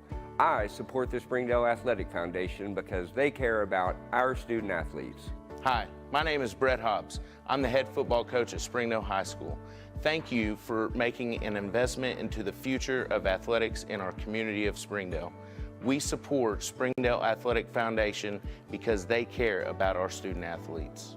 The Fuel and Feed program raises money to help pay for pregame and postgame meals for kids and coaches. In addition, we raise funds to buy athletic footwear for students to compete in. I am Donald Tucker, president of the Springdale Athletic Foundation. Please take this time to help our students and coaches. Visit the link on the screen to donate now. Thank you for your support. On behalf of Springdale Schools Athletics, I want to say thank you. Joe and Larry here with Sam's Furniture. We just wanted to thank you for your business and to let you know that your purchase helps serve so many people. That's right. The culture here at Sam's is to love and serve others in our community and around the globe. So when you buy at Sam's, part of your purchase goes to support one of the many organizations we partner with. You enable us to invest in our children, teachers, veterans, development in Africa, and distributing wheelchairs to those in need around the world. You are a part of this. So from the Sam's Furniture family to yours, thank you. Arkansans appreciate community. We work and raise families, care for our neighbors, and come together in good times and bad. At First Security, that local strength is what we love best about our home state. There is commitment here, and heart, and hope. Thank you to everyone who is standing together, learning from one another, and making Arkansas a place we all love to call home. We're proud to be your community bank. Ozarks Go from Ozarks Electric Cooperative is leading the fiber revolution. Connecting the divide with high-speed broadband access to close that gap. From cloud to cloud, post to post, from downtown to way out of town, to connect our customers to a world of blazing speed and access to absolutely everywhere. It's our customers connected. Sometimes a dream car has nothing to do with horsepower or performance. My dream car is the one that gets me to my job every day. The one that lets me help a friend in need. I didn't think I had the credit. My credit score wasn't that good, but Car-Mart believed in me. They believed in me. My dream car, a 2016 Nissan Sentra. What's yours? America's Car Mart. You keep the dream, and we'll keep you on the road.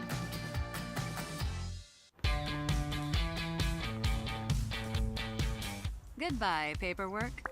Hello, convenience. Farewell, waiting. Hello, personal service. Catch you later, dreaming. Hello, planning. Buy your dream home, connect with a personal banker, and easily schedule an appointment with digital tools from Arvest Bank. Goodbye limits, hello possibilities. Accidents are never planned. But no matter how small, every emergency that involves a child is a big deal. It's everything. That's why we're here. Arkansas Children's Northwest offers the only pediatric emergency room in Northwest Arkansas, with fast access, pediatric experts, and kid-sized care. Peace of mind when you need it most.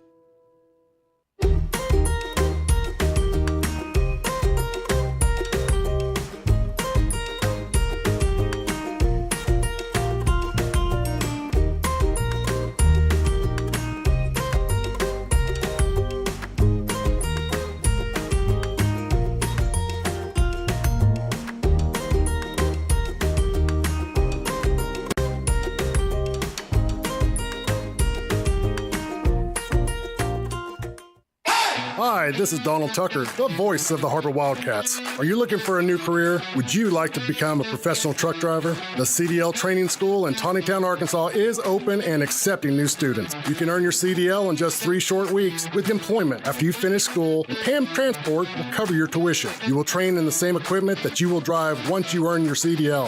Plus, students also receive a $100 weekly stipend during training. Don't wait another minute. Call PAM Transport today at 888-498-2549.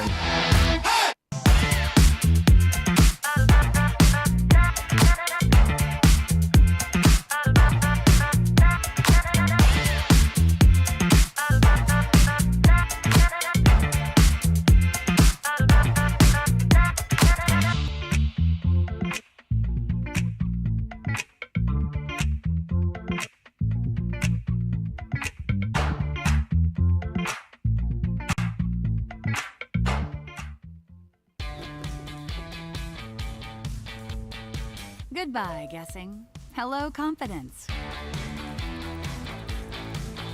So long, stress. Hello, security. Farewell, running to the bank. Hello, banking from anywhere. Get a quick view of your balance, block lost debit cards, and quickly deposit checks anywhere, anytime with the highly rated Arvest Go mobile app from Arvest Bank. Goodbye, limits. Hello, possibilities.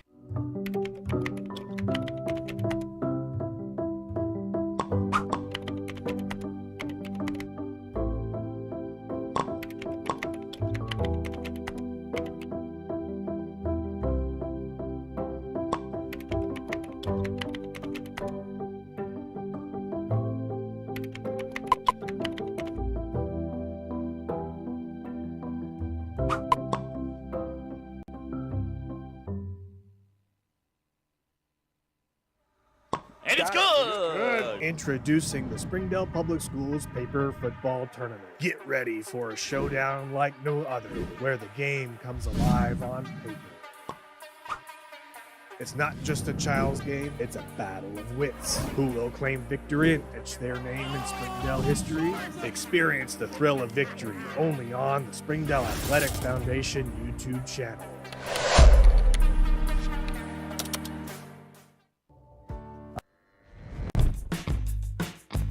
What's the only thing better than ordering your Whataburger favorites right on your phone?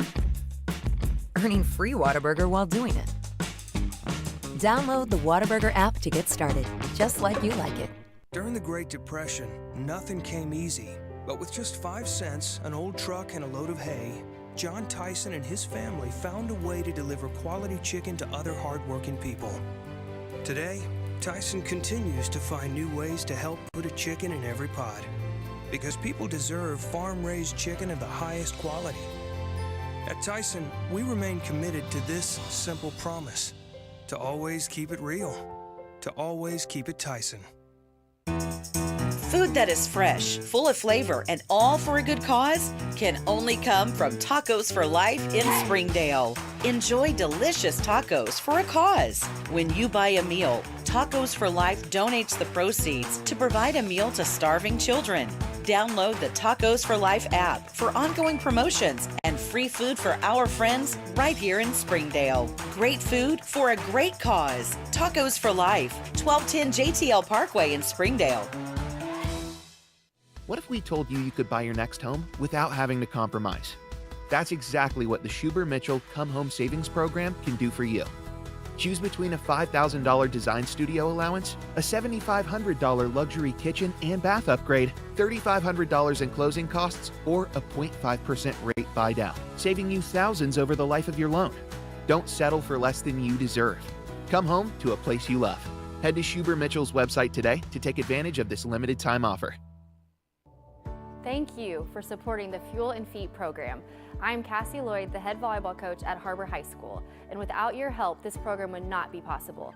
I support the Springdale Athletic Foundation because they care about our student athletes. My name is Brandy Davis, girls basketball coach at Central Junior High. Thank you for donating to the Fuel and Feet program. I support the Springdale Athletic Foundation because they care about our student athletes. The Fuel and Feed program raises money to help pay for pregame and postgame meals for kids and coaches. In addition, we raise funds to buy athletic footwear for students to compete in. I am Donald Tucker, president of the Springdale Athletic Foundation. Please take this time to help our students and coaches.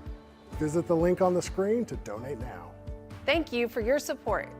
Thank you for your generosity. Nothing says game day like good friends and great food. And at Slim Chickens, we know great food.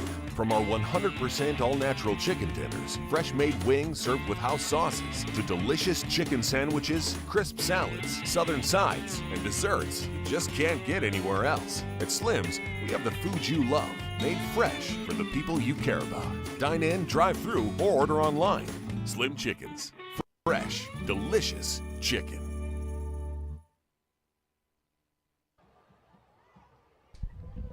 Our halftime score, Bentonville 28, Springdale 3. And Coach, I was texting with Blair Cartwright, the voice of the Fayetteville Bulldogs, and I said, this is the weirdest thing I've ever seen. Two turnovers lead to 14 points, a kickoff return for another 7 in a game that, quite honestly, Springdale has been in and played probably and outplayed Bentonville for most of the ball game. Without question. You know, they came out a little different offensive look there with the outside veer and you know, ran the ball really, really well early the first quarter. They were 3 and out back-to-back times on offense, and at one point they had 6 plays. We had, I think, 27 plays. Yeah. And you know, we had them right where we wanted them. The quarterback, the third-string quarterback, at times he looked a little rattled. And again, you know, we give them a touchdown on defense. We give them a touchdown on special teams, and the ball just kind of turns and the momentum kind of swings back toward their way. And 28-3 the halftime score. Springdale runs for 89 yards in the first half on 33 carries. Bentonville with just 33 yards of total offense, 33 yards rushing, 70 total. If you told me that Bentonville would have 70 yards of total offense at the end of the first half, I would tell you Springdale's up by 14. Exactly. Well, and then on fourth down, the center kind of has a bobbled snap. It rolls between his legs. The running back sees it, picks it up, and takes it to the 5. Kid Kanagaki's the leading rusher for Springdale. He's got 42 yards on 18 carries. Khalil Marks, 6 carries, 29 yards. Jack, 9 for 18. And that's the offense for Springdale. But I think you saw what they wanted to do, which was to slow this thing down to a crawl and try and get it into the second half. And if not for a special teams error and 2 fumbles. Mission accomplished. And I believe the fumbles were back-to-back possessions, weren't they? Yeah, they were. And those were huge. One actually turned into a defensive touchdown, and so those are things we've got to eliminate. We talked about that early. Those are things last week we didn't have happen, and it made a difference. And then tonight, when you're playing a team like Bentonville, they're gonna turn those into points. They are, and they have. It was 7-3 at the end of the first quarter, and Springdale had run all but 3 plays on offense. You come out in the second quarter, you give up 21 points, and now you're chasing a Bentonville team that, honestly, Springdale has had control of that offense most of the night. But the way Springdale's offense is built, 25 points. It's hard to chase when you're down by 25. Right. You're right. You're exactly right, Zach. And that's real difficult. And we got people in positions tonight that are new because we got some people hurt too, and that makes a difference as well. Springdale's going to get the football first here to start the second half, and if you're going to climb back in, it's got to start on this first drive. They've got to score. Yeah. One of the things that I had expected more of this year. And maybe they're a year away from this. I expected a lot of big runs on the outside. Right. We haven't seen a lot of that. We've seen some. We've seen some 20, but I expected 50 and 60-yard runs to pop as they continue to pound away. And I feel like we're close there tonight to getting one of those. We were talking about the wind and the rain. The wind's still blowing around. The mist, it's still misting pretty good up here. Ball's going to be slick. Ball security is going to be a priority here as we start the second half. It is. It's definitely going. And I think the temperature. I walked kind of out there a while ago, and the temperature's dropped cold. some more. Yeah, it's cold outside. So it does make a difference. Like you said, you were talking about the outside getting those long runs, and I think you're right. I think we're there, but we may be a year away from getting some of those big runs, like you're talking about, on a more consistent basis. And Coach has talked about this, all season long, that what you've got to have is your wide receivers have to block. Right. And the Springdale's receivers are young. They're maybe not as physical as remember Braden Connor was starting at wide receiver at the beginning of the season, bigger body, but now he plays full-time defense, and that's just one of those things. And give Springdale credit. I mean, that lightning strike right off the bat. Right.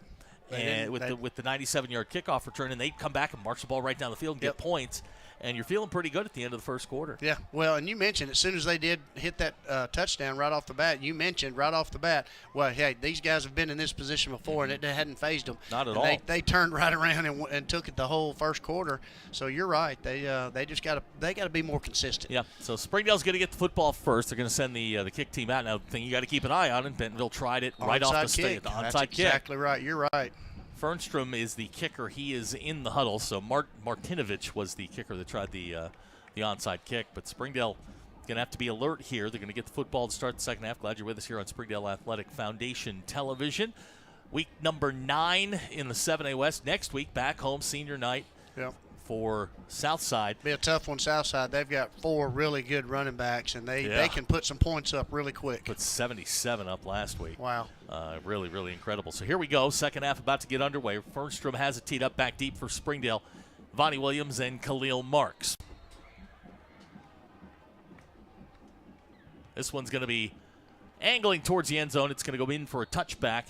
And Springdale will start 1st and 10. Ball will be at the 20-yard line. And away we go. And what are you looking for here, Coach? Well, I think you're going to see us coming back out, kind of doing similar to what we're doing, and just trying to be more consistent with the ball. Hold on to the ball, obviously, number one. But I think you're going to see us come back and do what we do, and maybe that slot eye look and with the tight end and go some outside veer. Jack Pounders will bring the offense out. He'll go in at quarterback. Lodgkit Kanagaki is your fullback. Back deep as the tailback will be Khalil Marks, Braden Connor, and Carson Hayter are the wide receivers. 1st and 10 for Springdale. Ball at the 20-yard line. Straight ahead. Here comes the Lodgkit. He's going to get maybe 2 out of that. And, again, just fall forward, get you 2 yards. Yeah, and that was kind of looked like a little cut back there by Lodgkit.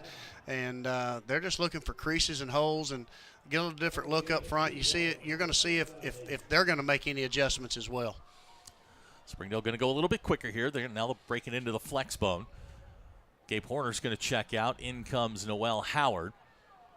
2nd down 8. Pounders will look over to the coaching staff, get the call here. Plenty of time on the play clock with 12. Just underway here in the 3rd quarter.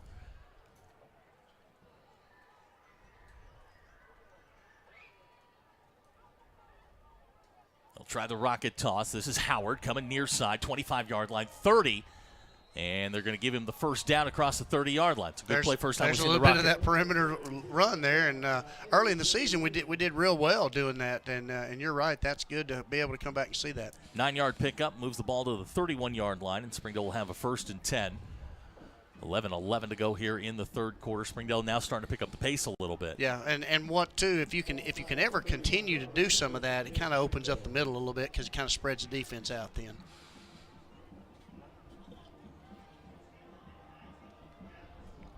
First and 10 for Springdale. Pounders will go under center. Jack to throw. Protection's good.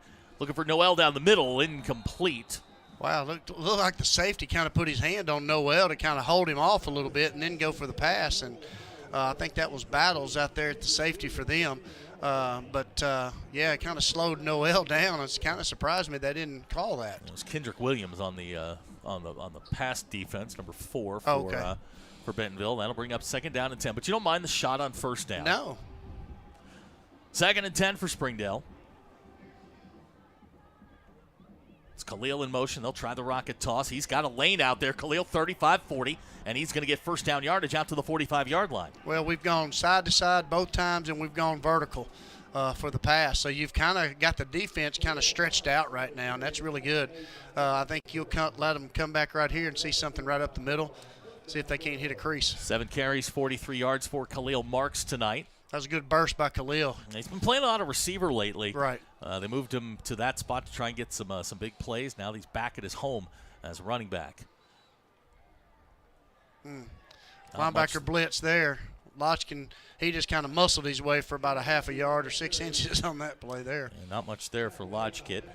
It'll bring up 2nd down and 10. Lodgkit's 20th carries netted 44 yards. Tough yards for Springdale's 200-pound fullback.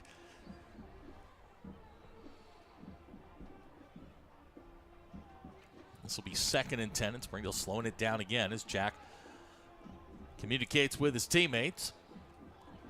They'll go into the flex bone.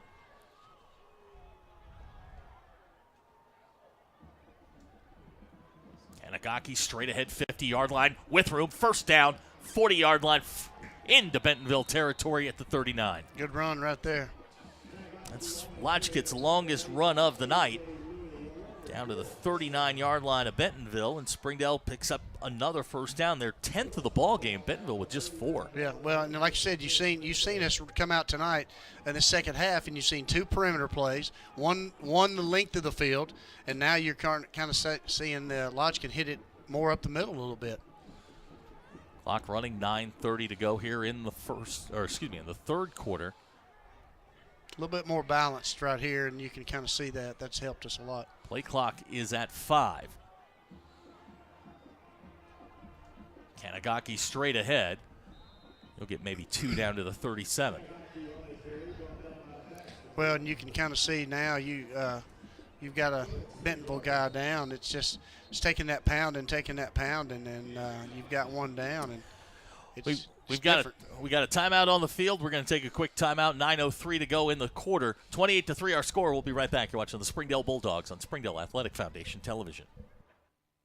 Hey Northwest Arkansas, Lara here at Sam's Furniture. If you're looking for new furniture, we have over 170,000 square feet selection at everyday low prices and same-day delivery available. But the best part is that we love to serve our community. So when you buy at Sam's, part of your purchase goes to support one of the many amazing organizations that we have been blessed to partner with. Serving others, especially those in need, is our culture here, and we hope that you'll be a part of that too. Arkansas's largest furniture destination, get it at Sam's. The injured Bentonville Tiger was Braylon Hardrick, the young man who had the 43-yard fumble return in the first half. He ran it back. So it's going to be 2nd down and 8. Ball at the 37-yard line. Line to makes the 29. You know, we've had that tight end look pretty much all night tonight. Mm-hmm. Springdale moving personnel around here. Yeah, Jack's kind of getting them lined up, looking over at Coach Bray and making sure this is what he wants. Got the flex look with the tight end. Here's Jack on the quarterback ISO, 35-yard line. That's going to be it. So 2-yard pickup, bring up 3rd down and 6.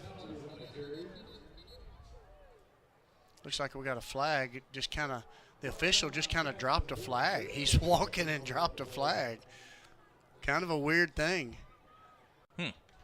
Right there. All right. Yeah, we've got a conversation going on here at the 39-yard line. We'll wait to see what this is.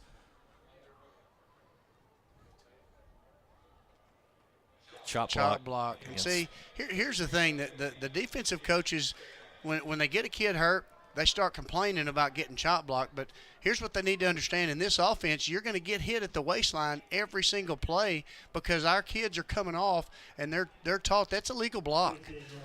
So that's not a chop block, and it's real hard because the first thing as a coach, I'm going to ask that official, did you see the whole play? And that's what I want to see. So they'll mark him back to the 48-yard line. They'll bring up a 2nd and 28. That's a killer for Springdale. Pounders under center. Play clock is at 10. I don't think they reset the play clock. There's no way they could have. Springdale gets it off anyway. Lodge gets straight ahead back into Bentonville territory at the 46. It's going to bring up a 3rd down. 8-yard pickup there for Lodge Kit. Now, 3rd down and 20. Not a lot of plays in the book for this one. In this offense, there's not a lot of 3rd and 20 plays.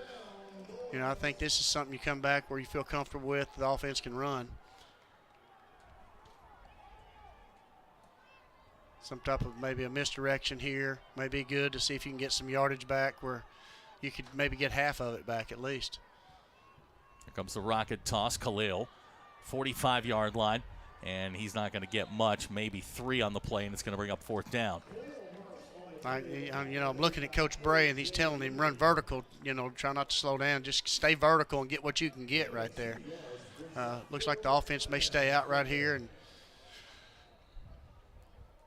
well, now Khalil has he punted twice last week, so this could be one of those where you try and draw him off, and if not, you just send Khalil back and let him try and pooch it deep.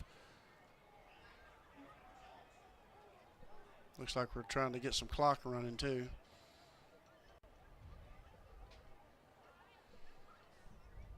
I think he's going to let it run down. I think so too. Timeout.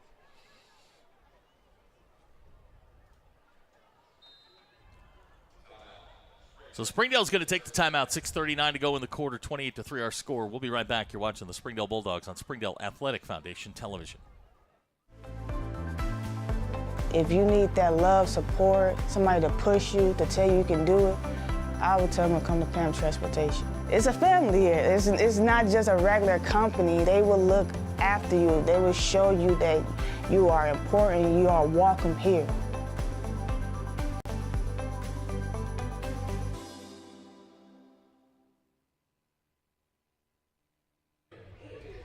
$6:39 to go in the half. Springdale with the football. 4th down, 14. The line makes the 29. And the offense is coming back onto the field. Yeah, no, this is one of those situations where you're inside the 45. It's you may try to get it, maybe a quick 5 right here, and then, like you said, kind of back up and pooch it like you talked about. Kind of like a quick kick type. So Carson Hayter's going to come near side as the wide receiver. They're going to go out of the flex bone. Mist is picking up again. It's raining a little bit harder now. Sure Jack is. goes under center. And they're going to run a play. They're going to try a little reverse here to Carson. Carson faked it, and he's going to get knocked out of bounds at the 33-yard line. It looked like that might have been the pass we saw against Harbor. I think it was. That's exactly right. Just, that's one of those plays, too, where you're just, at 4th and 14, you're just a little bit out of range for that. And, it was a good design. The play was well. Carson looked. He kind of held him a little bit, but just didn't have enough yardage right there. So Bentonville's going to get the football here with 6:32 to go in the 3rd quarter, and Slepecki's going to bring the offense out. Just be smart right here, you want them to run some clock. You don't want them to score quick. Chris Ficklin has checked in at the running back spot. This will be his first carry of the ball game. 30-45. He's into Springdale territory. Ficklin still going down near the 30-yard line. We've heard that name before. Yeah, we have. He had an older brother here who was a pretty good one. Yeah. Now Bentonville wants to go fast. Ball at the 33-yard line, 1st and 10. There's those screens out of there. It's Kuhn on the reception. And he's got 1st down yardage in close to the 20-yard line. And you mentioned him early in the broadcast earlier about how Kuhn was one of those guys that he had, one of those receivers that he could throw to. So it's 1st and 10, ball at the 23-yard line. Halfway home here in the 3rd quarter. Ficklin's the running back. Slepecki at the quarterback spot. He'll throw. Pass caught by Kuhn. And he's going to get into the end zone for a Bentonville touchdown. Yeah, that was a situation there. It looked like Hahn broke and tried to intercept it, and when he missed it, there was, wasn't anybody back there, and he was just able to spin out of that and score. So Bentonville scores again, extends their lead to 32, pending the extra point from Fernstrom. And that scoring drives 3 plays, 67 yards. And, now, we were talking during the timeout here, it's one of those things you feel like maybe you can't hold them. And you try and get as many points as you can. But Fernstrom's extra point is good. 5:45 to go here in the quarter. Bentonville leads 35-3. We'll be right back. You're watching the Springdale Bulldogs on Springdale Athletic Foundation Television.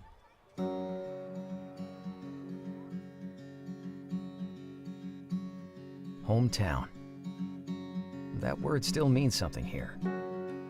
It means we're neighbors. We do the right thing. We care about your family. And you deserve the very best every time you walk in the front door. Harps. Hometown fresh.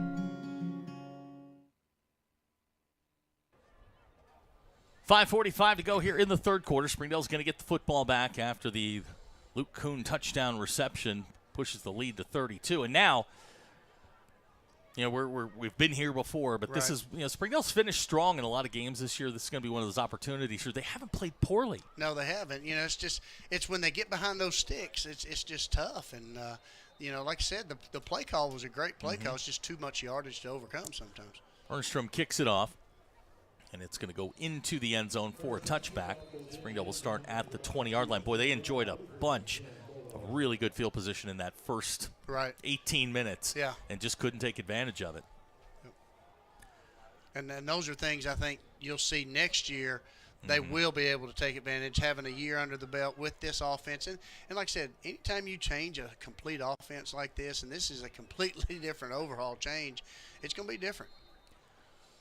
So the offense come back onto the field. Jack will bring him out. He'll have Lodgkit at the fullback spot. It's like Noel and Khalil will be the slot backs. They'll go into the flex bone. Braden Connor and Carson Hayter are the wide receivers. 1st and 10 for Springdale.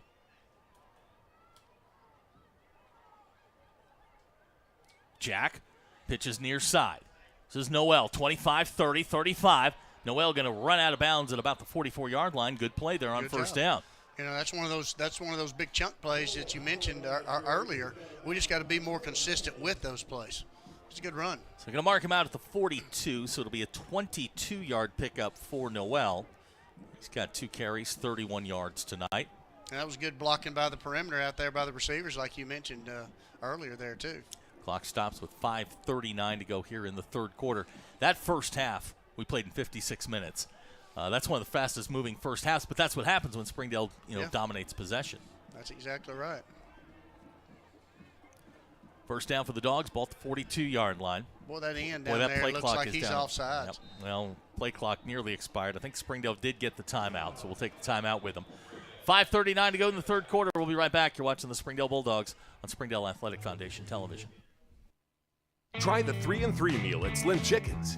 3 hand-breaded chicken tenders paired with 3 perfectly fried wings, shaken in your choice of house flavors. Served with fries, Texas toast, and a medium drink. Slim Chickens. Fresh, delicious chicken.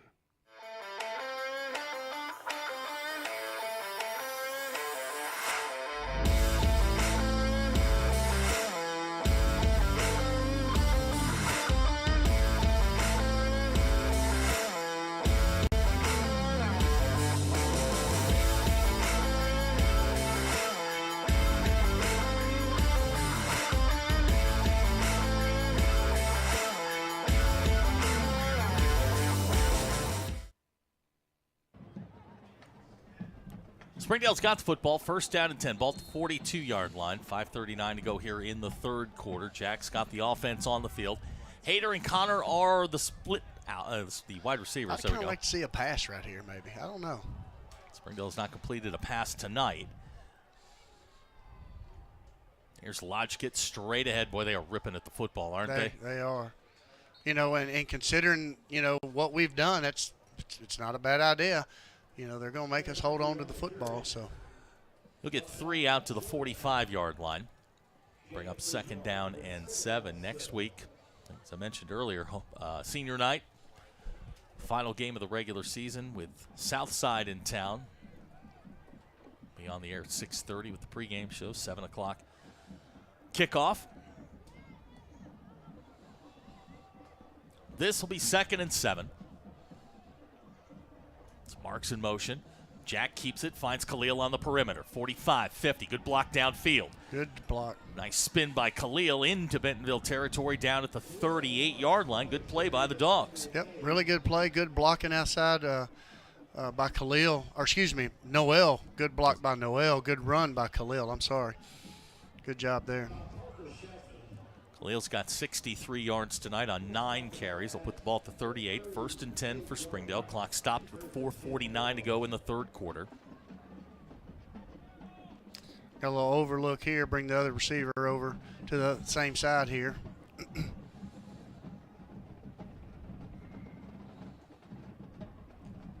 Kanagaki straight ahead. Going to give him the 36-yard line. Up 2nd down. Yeah, you're right at that count of 7.5 yardage mark. You'd like a little bit more on 1st down, but again, that's positive yards. Yep, and again, like Coach has told us over and over and over again, it's like if you're falling forward, it's a good play. You betcha. 2nd and 7. 4:20 to go here, third quarter.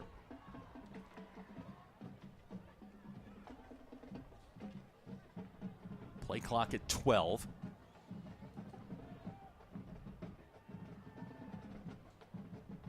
Lodgkit straight ahead. Good run there. He'll get down to the 32. And it'll bring up 3rd down, but it's a manageable 3rd down. You bet. 4-yard pickup there for Lodgkit.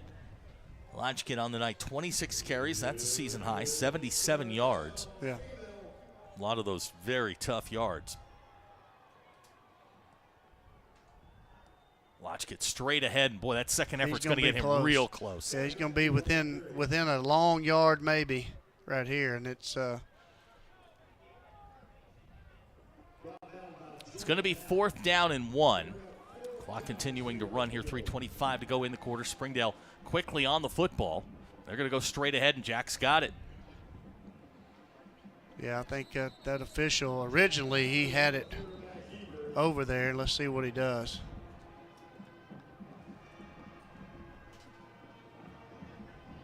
He gave him the 28-yard line. Both officials if he gave him the 28, it should be a 1st down. Yep, there they go. They moved the chains. Yep. Springdale's going to move the chains to their 13th first down of the ball game. Wonder why they're moving that ball to the middle of the field. Do you see that? Yeah. Should have been on that hash. Got me. 3 minutes to go here in the third quarter. Springdale with the football, 1st and 10. Ball at the 28-yard line. It's Howard in motion.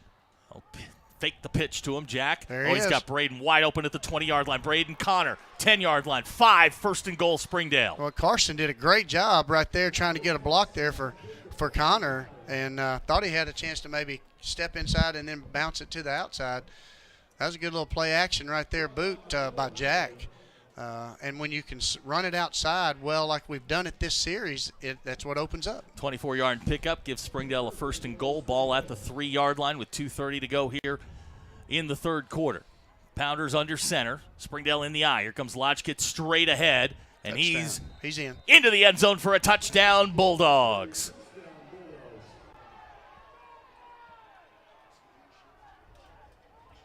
Now we got some extracurricular stuff going on after the play.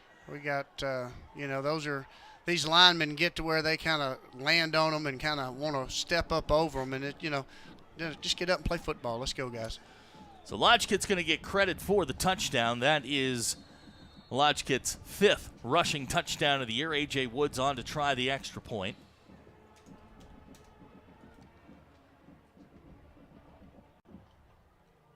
Kicks on the way. And it's good. So our new score with 2:22 to go here in the third quarter. Bentonville 35, Springdale 10. We'll be right back. You're watching the Springdale Bulldogs on Springdale Athletic Foundation Television. Joe and Larry here with Sam's Furniture. We just wanted to thank you for your business and to let you know that your purchase helps serve so many people. That's right. The culture here at Sam's is to love and serve others in our community and around the globe. So when you buy at Sam's, part of your purchase goes to support one of the many organizations we partner with. You enable us to invest in our children, teachers, veterans, development in Africa, and distributing wheelchairs to those in need around the world. You are a part of this.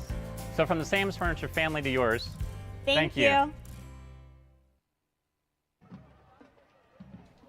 The Springdale scoring drive is 9 plays, 80 yards. Lodge Kid Kanagaki goes in from 3 yards out, and Springdale's on the board at 35-10. And now AJ going to tee it up, and if you can get a stop here, you can at least make it interesting. And that's one of the things right now. We've got to get a stop again. We've got to get it back to like the first 2 series.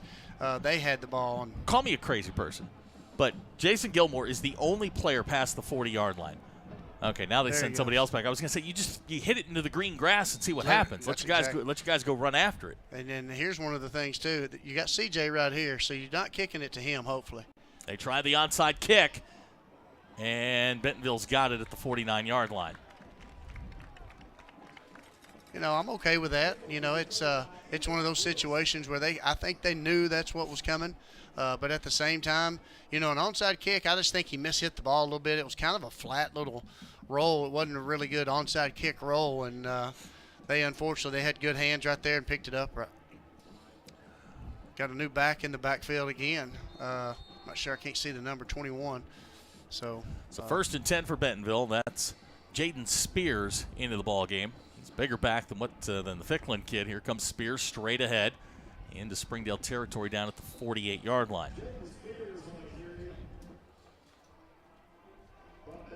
Yeah. Looked like Shim Paul was in on that tackle there, so good job by Shim. Shim getting an extended run here today with the injury to Brandon Lauder. So, and he hadn't played poorly. I mean, that defense, in the first half, they were flying around, getting after people. And Well, Shim played for me at Georgia, and I'll tell you what, his motor runs fast and runs hard. He's an every down guy. He plays hard. 2nd down. Spears is the running back. Slepecki, quarterback. Slepecki pass complete. 35-yard line. Raxton's going to track him down at the 31. Good job by Raxton making that play. The corner's got to do a much better job of just breaking down, come to balance, make the play. Owen Gluck on the reception, and very quickly Bentonville deep into Springdale territory at the 32. And you can notice, Bentonville's a little up-tempo now. They got a lot of eye candy back and forth, just trying to get your eyes to move. Slepecki to throw. He'll dump it off short. Spears has it, 25-20. And he's going to be cut down about the 25-yard line by Easton Hahn. Yeah. Well, Spears got a little bit more speed than I thought he had. He's did a good job after he caught the ball, got some good yardage. It's going to be a 17-yard pickup down to the 15 of Springdale. And very quickly in 3 plays, Bentonville now knocking on the door with 1:06 to go in the quarter. Yep.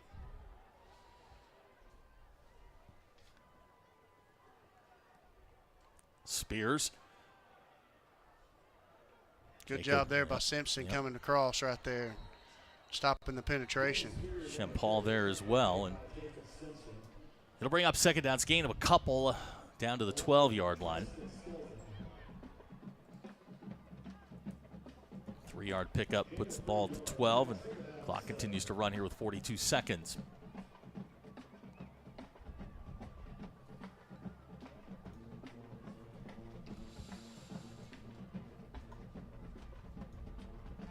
Second and 7. Spears the running back alongside Slepecki. This is Spears. Dickerson's going to drag him down inside the 10. It's going to be close to first down yardage at the 7, but it'll bring up a 3rd down. Looks like they may going a little heavy set here coming in. Smaller receiver coming out, big lineman coming in. Big dudes coming in. Their jumbo package. Looks like they're going to take the quarter here. 3 quarters are complete. Bentonville 35, Springdale 10. We'll be right back. You're watching the Springdale Bulldogs on Springdale Athletic Foundation television. Arkansans appreciate community.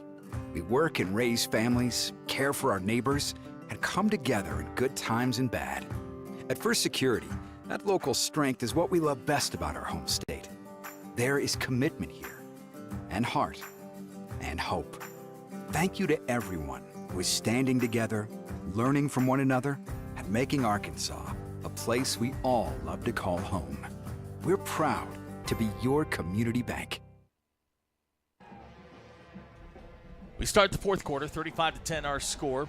Coach, you had a pretty good week. Yeah, we did. We were able to have some new uniforms last night that the Springdale Athletic Foundation helped us get, and I'll tell you what, number one, they looked really, really good. Great asset to the team, and we played really well. We beat a good Lincoln team from Bentonville, 34-12 last night. So 8th graders did a really good job. So I think, with this offense, like you mentioned it early, the more we do this and the more kids get in this offense, it's going to be good for us. Well, so I want to thank the Athletic Foundation especially for that, because the uniforms look great, and I appreciate them. So 3rd down, 2 yards to go. Spears the running back, like Coach mentioned earlier. Heavy set for Bentonville. Springdale showing blitz. Here they come. Slepecki throws, looking the fade in the corner, and the pass is... I think he's out of bounds, yeah. They're going to say incomplete, and it's going to bring up 4th down. Yeah. Quarterback threw it just a little bit late. And good play there by Day. So just pushed him a little bit outside. Going to bring up a 4th and a long 2. And I hate the goal line fade. Yeah, it's tough. I mean, and it takes almost a perfect pass to throw that, or you got to have a guy to be able to jump up and catch a 50-50 ball. So 4th and 2. Spears the running back. Springdale with an opportunity to get the football back. Here's Spears straight ahead. I don't think he got it. No, he sure didn't. He did not. Springdale's defense comes up big. That's huge there, guys. Dogs are going to get the ball back. That's a big momentum swing for our guys right there, and that's a good job. Anytime you can stop a team on the defensive hold, it's great. That's a good job there by Coach Chick and the defensive staff to get them where they're supposed to be. Good job. Springdale defense has played well tonight. They have. I mean, you can't fault them in any way. With 11:49, Springdale's going to send the offense out here, and if you get a quick score here, at least you can put a little pressure on them. And to be honest, they've played pretty good as well offensively. They've done a lot of really good things, and you just can't put the ball on the ground, give them 2 possessions back to back, and we found out how fast they can score. So. Yeah. So 1st and 10 for Springdale. They'll go into the flex bone. It's Khalil and Noel at the slot backs. Lodgkit is the fullback. Pounders goes under center. It's Noel in motion, and now we've got confusion in the backfield, and Jack's going to get what he can, maybe a yard out of that. Looked like Lodgkin went inside. Jack was stepping outside, and the mesh was not there, and that wasn't a good offensive play right there. Jack gets him line back up. It's one of those, press the reset button and let's go. And that's what they're doing now. So it'll be 2nd down and 8. And we've got movement. Looks like it's going to be on us, I think. I thought like our right tackle maybe moved. Yeah. A lot of people moving on that one. Yep, they're going to call Springdale for the false start.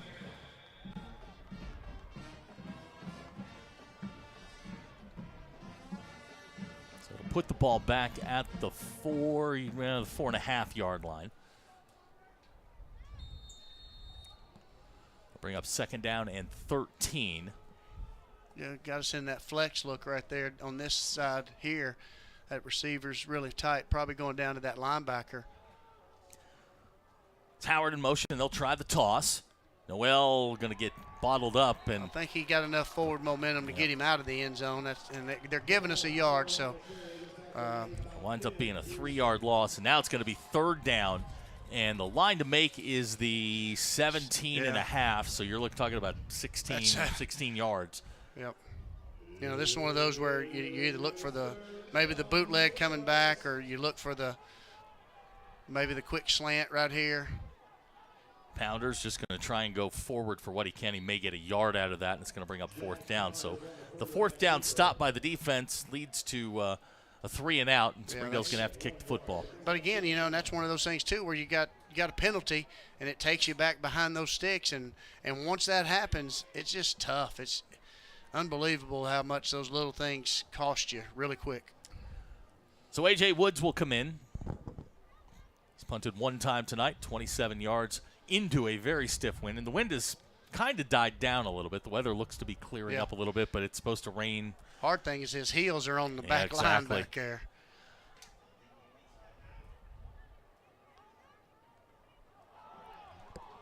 Ball hit the up back, Sure and did. Springdale's going to get called for a safety. Well, the kicker did a good job getting it out of the end zone, making sure that they didn't fall on it for a touchdown there. And that's not the time you want the ball to hit the up back. Absolutely. So Springdale's going to give up the 2 points. That's going to make it 37-10. I'm not sure what the conversation's about. I'm not sure either. It's a safety. Let's put the ball on the 20. We'll kick it. Unless they're saying it's a kick ball, it's going to be, but it's still a safeties regardless. So we'll see what.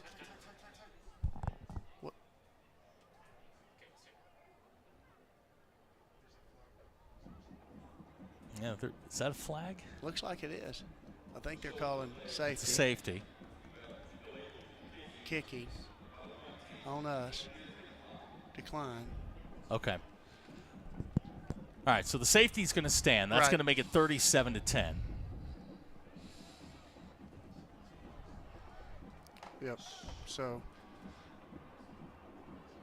that's and they'll put the ball on the 20 and they'll kick it from the 20. So after all of that, the safety stands. And I'm not sure what the conversation was. I mean, unless they're saying he kicked it out. I mean, you can kick it out of bounds. Yeah, it's a kick, and they declined that penalty. So they'll take the safety, and we'll kick it from the 20. And you got your option. You can put it on tee to kick it, or you can punt it.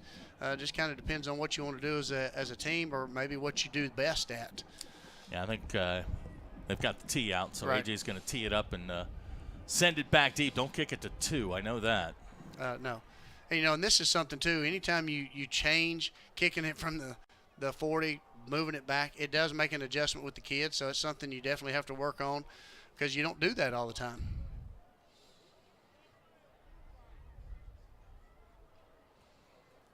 So AJ's got it teed up. This is one where you try to find some grass, maybe at about the 50, kind of let it hit and roll right behind that kid there, and give yourself a chance to kind of get down there and cover the field and make a good play. Did just what you asked. Now, that ball's been touched. Yeah. It's going to be picked up at the 39. Now just break down and make – we got blocked in the back right there. They didn't call it. I mean, clearly – so Bentonville's going to start with great field position deep in Springdale territory. I'm with you on that. I thought there was a block in the back. That kid came flying in the front. There's no way he could have done that without some help. Bentonville's going to get the football at the 42-yard line of Springdale. 9:50 to go in the ball game. 37-10 our score.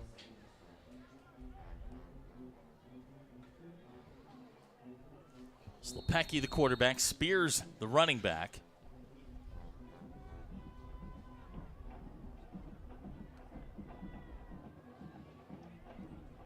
Slepecki to throw. Pass.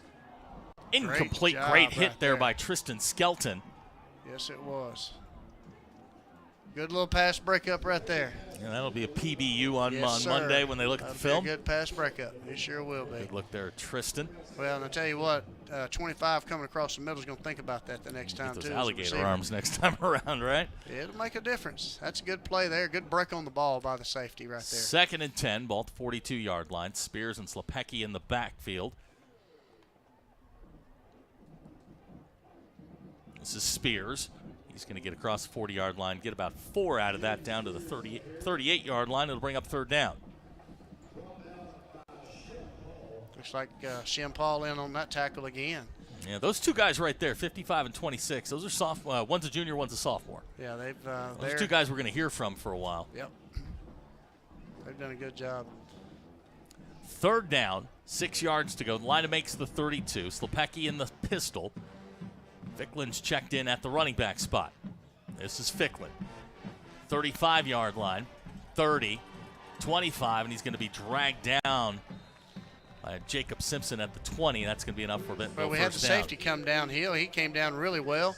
He just missed the tackle, and Simpson did a good job secure the tackle right there. Can't miss tackles on teams like this. So it'll be 1st and 10, ball at the 20. Clock running, 8:49 to go in the ball game. Next week, Senior night against Southside back at Gerald Williams Bulldogs Stadium.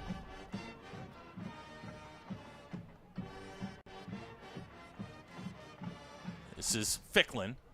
He's going to get 6 yards down to the 14. Shin Paul again on that one as well. And when I do the stats tomorrow, I got a feeling I'm going to call 55 a bunch. Yeah. You know, he's done well. Like you said, Easton has done a really good job playing that dog package linebacker there as well. 2nd and 5. Clock running, 8:10 to go in the ball game. Spears is checked back in at the running back spot. This is Spears straight ahead, and he's going to get inside the 10-yard line. It'll be enough for Bentonville first down. Good hard run there. Put that down at the 7. Tackle was made by, I believe, Landon Hahn there. So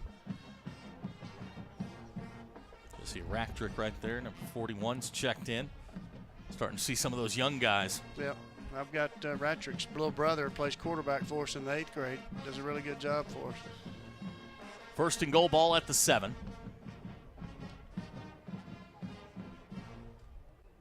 This is Spears. He's going to be dragged down there by Jacob Simpson. The 2-yard line, a 5-yard pickup, bring up 2nd and goal.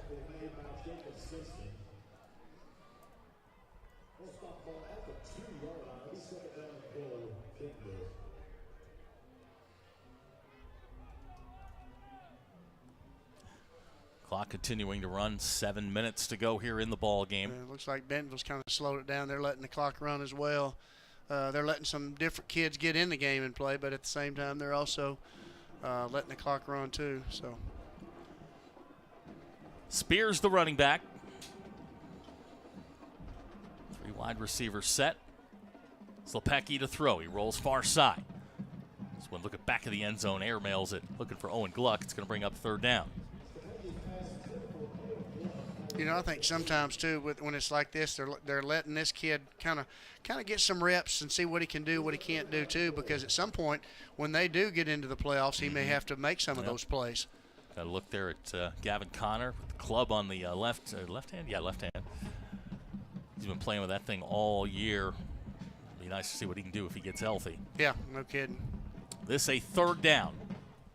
3 wide receivers. Spears, the running back. Spears straight ahead. Springdale's got him. Michael Dickerson says no, sir. He's going to wind up losing about a half yard. It's going to bring up 4th down. Wow, good job there. Good play there by Michael Dickerson, Springdale senior. And it's going to bring up 4th down. Looks like they might give him a half a yard on that.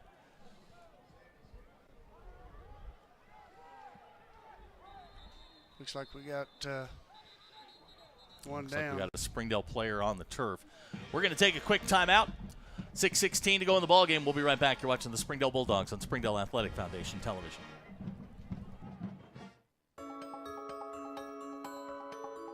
Ozarks Go from Ozarks Electric Cooperative is leading the fiber revolution, connecting the divide with high-speed broadband access to close that gap. From cloud to cloud, post to post, from downtown to way out of town, to connect our customers to a world of blazing speed and access to absolutely everywhere. It's our customers connected. Sometimes a dream car has nothing to do with horsepower or performance. My dream car is the one that gets me to my job every day. The one that lets me help a friend in need. I didn't think I had the credit. My credit score wasn't that good. But Car-Mart believed in me. They believed in me. My dream car, a 2016 Nissan Sentra. What's yours? America's Car-Mart. You keep the dream, and we'll keep you on the road. Easton Hahn, the injured Bulldog, walked off under his own Yep. power. Now you got a 4th and goal. We've done it before. We have. See what happens. Jaden Spears, the running back. It's like Slepecki's going to go under center for the first time tonight, and Springdale doesn't have anybody over the center. They'll take and hand to Spears. He tries to get up and over the top, and he's in for the touchdown. Well, I don't see a signal yet. Let's see. The runner's already out. I don't There's the signal. Well, we got a signal on our side, but not a signal on their side. Crazy. Well, hang on.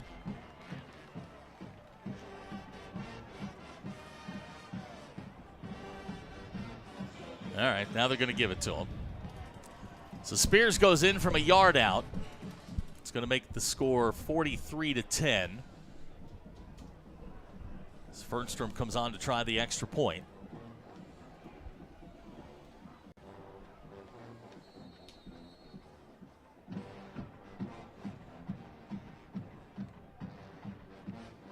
Snap's good, kicks on the way, and it's good. So our score with 5:48 to go in the ball game: Bentonville 44, Springdale 10. We'll be right back. You're watching the Springdale Bulldogs on Springdale Athletic Foundation Television.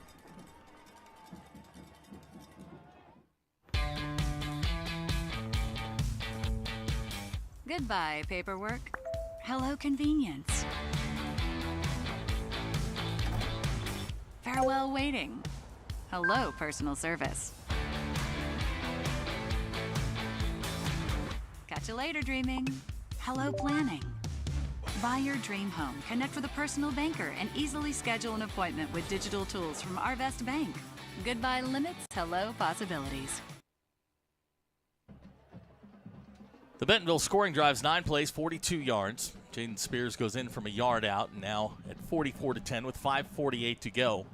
Springdale's going to get the football back. And, you know, they've kind of been backed up on their own end since scoring the touchdown to make it to cut it to 25. And, you know, the kids played hard tonight, man. They were down. I mean, they're down, and, you know, we didn't talk a ton about this, but they're down probably 10 guys tonight in different spots. And a lot of young guys got a chance to play tonight. And, you know, they played their hearts out. Played hard. And a lot of times when they're down 10, it's usually not just one. It may be 2 spots they're down. Fernstrom's kick is a short one. It's going to hit at the 13. It's loose on the ground. Khalil comes away with it. And Springdale's going to get the football to 17. I'd like to see him do a little better job of getting that ball so he didn't get hit like that, too. That's we've got to do a better job of securing the ball on that, maybe calling it, making sure who gets it. So it'll be 1st and 10 for Springdale. 5:44 to go in the ball game. Looks like you got some different kids in there on defense for Bentonville, so. Jack bring the offense out. Jack to throw. Pass. Oh. In and out of the hands. Looked like he started running right before he tried to catch it, so he knows it too. You can see him there. Bring up 2nd down and 10. Clock stops. 5:39 to go in the ball game. Braden's one of those do-it-all kids for Springdale. He is. Done a little bit of everything this year. Yep, he knew it. He was patting him. He knew it when he did it. 2nd and 10. Ball to 17-yard line. Springdale in the flex bone. So Lodge gets straight ahead. He's going to get up to about the 22-yard line. Good strong run there by Lodgekit. They'll bring up 3rd down. I think they're going to wind up giving him 5 yards on that. Yeah.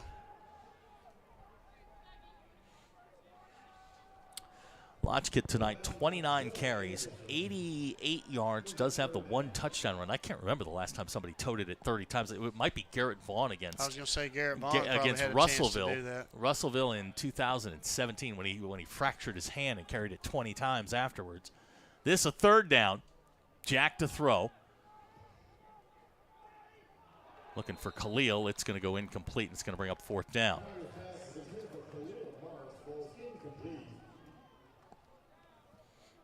So the punt team's going to come on for Springdale. A.J. Woods. Last one resulted in a safety, and now just got to make sure the snap's clean. Yeah, you got to get a clean snap there. And, you know, Scotland does a good job, and he's done that pretty much all year. He's been a good snapper. He was a snapper for me when he played at George and played some defensive end as well. So he does a good job. Snap's good. Kicks away. Good kick. Yeah, really good kick. It's going to hit at the 46 and roll out of bounds at about the 48-yard line, and that's where Bentonville will take over.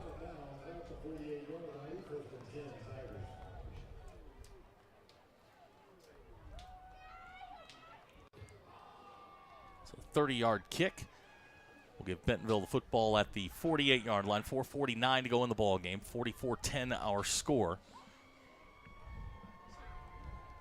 Boy, you just felt like after the first quarter. Yeah. You know, you felt like they were going to make this interesting. Right, and they just kind of, like you said, it's Bentonville. You look up, and it's 28 to. Yep. 3. It's what they do. 1st and 10 for Bentonville. Ball at the 48. New quarterback in the ball game. This is Ficklin. Can't miss tackles. He's going to get to the 40-yard line of Springdale. You know, those are things when you go back and watch on film, and you'll see a missed tackle here, a missed tackle there, a missed tackle. You know, those things add up, and the next thing you know, you got, 10 to 12 missed tackles, and shoot, those things, the next thing you know, there's 14 points on missed tackles. Ficklin now 70 yards on 4 carries. He's Bentonville's leading rusher tonight. He's played mostly in the second half. Yeah. The new quarterback for Bentonville. Now, they've got all kinds of injuries at quarterback. The new quarterback right now is John Finch. He's a junior. This is Finch to throw. He'll complete the pass at the 30-yard line. Complete to Preston Seal.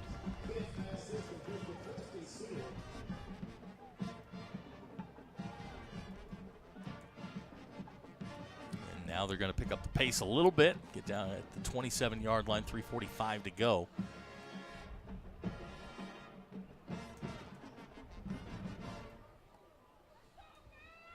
First and 10 for Bentonville at the 27. This is Ficklin. He's going to fall forward to the 24-yard line. A couple of yards on it, bring up 2nd down. 3-yard pickup, bring up a 2nd down at 7. Now we're starting to see some younger guys for Springdale getting in as well.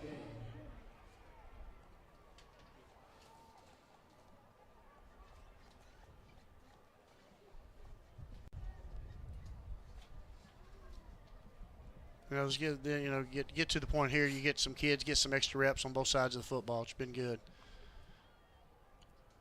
This is Ficklin. Nope. Finch will throw, pass complete.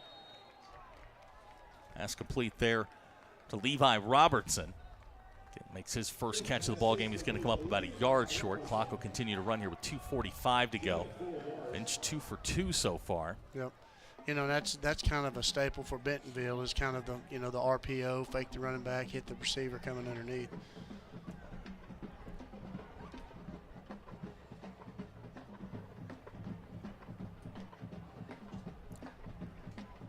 Ficklin gets inside the 15. Raxon Shempal there. Right there, yeah. It'll be enough for the first down with 2:19 to go. So Springdale's going to fall 2-7 on the year. They'll host Southside next week. At last check, Southside was winning tonight, so it's still there. I mean, you've still got a chance to make this a little interesting with a win over Southside next week, but you're going to need some help now. It's kind of out of your hands.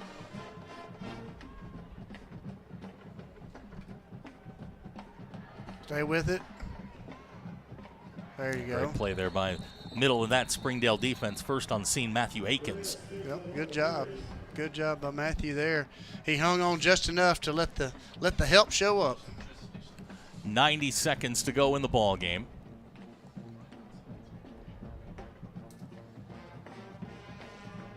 This will be 2nd down.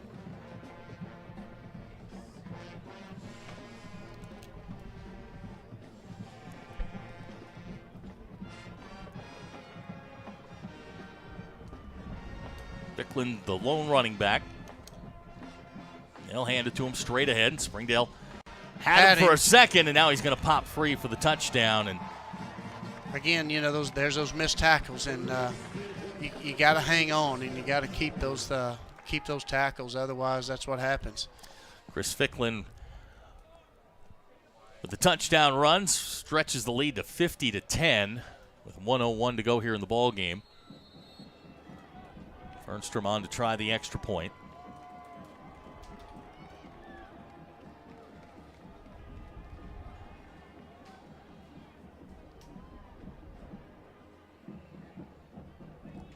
Kicks on the way and good. So our new score with 1:01 to go in the ball game. Bentonville 51, Springdale 10. We'll be right back. You're watching the Springdale Bulldogs on Springdale Athletic Foundation television. Accidents are never planned. But no matter how small, every emergency that involves a child is a big deal. It's everything. That's why we're here. Arkansas Children's Northwest offers the only pediatric emergency room in Northwest Arkansas with fast access, pediatric experts, and kid-sized care. Peace of mind when you need it most. 51-10 our score, 1:01 to go in the ball game. We've entered the sportsmanship portion of the ball game, so the clock will run pretty much from the second that Fernstrom kicks it. And Springdale now going to maybe get a couple of plays here, maybe get some guys in that haven't seen some action tonight. Right. Fernstrom's kick, high, end over end, taken at the 12-yard line. This is Jacoby Mason, and he's not going to get anywhere. Good coverage there by Bentonville, and now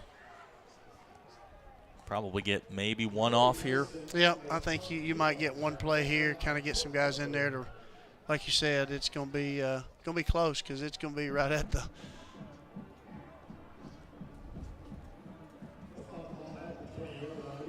So the offense comes onto the field.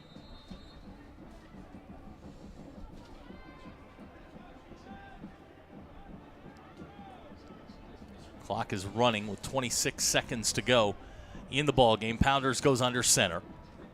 Jack to throw. Pass near side. Caught. Braden Connor at the 27 across the 30. It's going to be enough for a first down.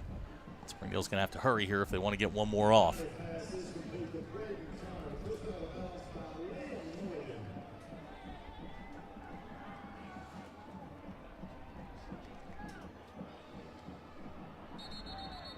That's it. That's going to do it. Our final score tonight, Bentonville 51, Springdale 10. Coach and I'll be back to wrap it up. You're watching the Springdale Bulldogs on Springdale Athletic Foundation television.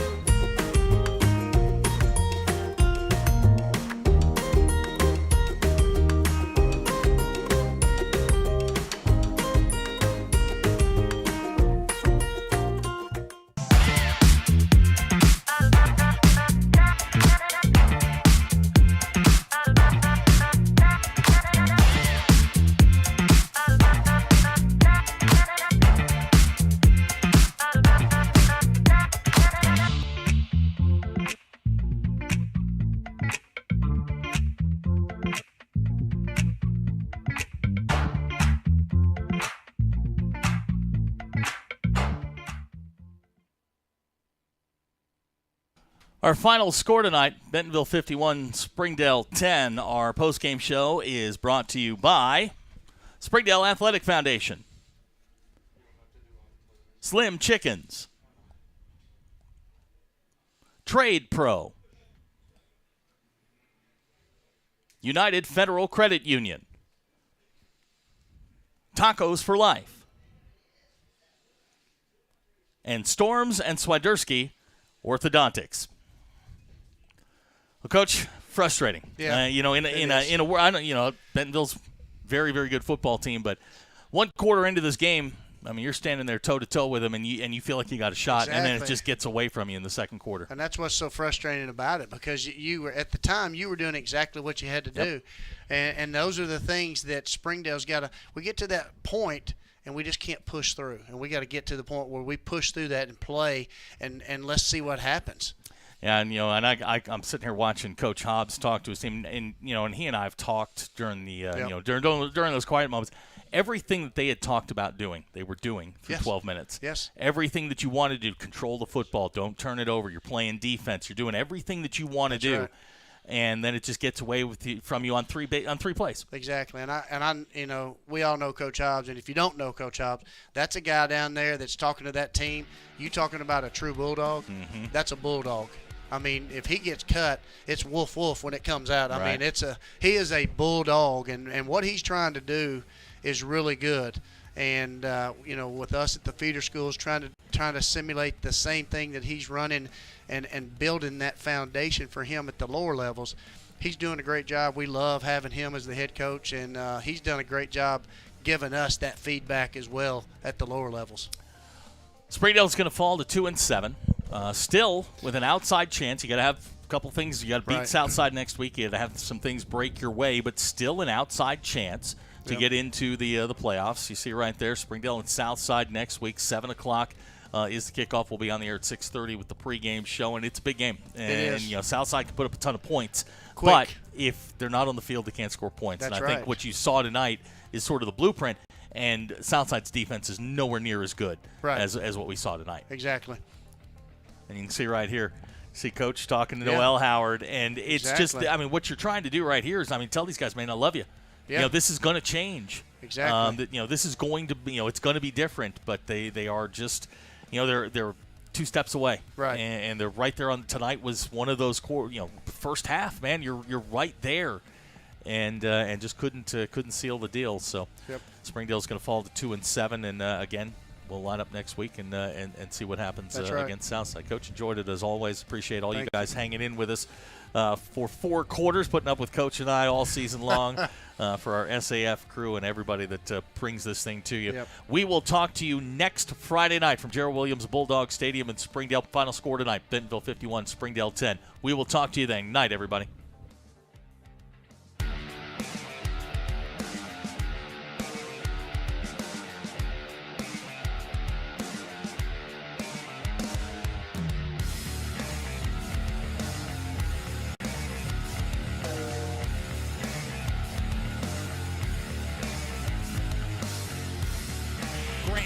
Fires it.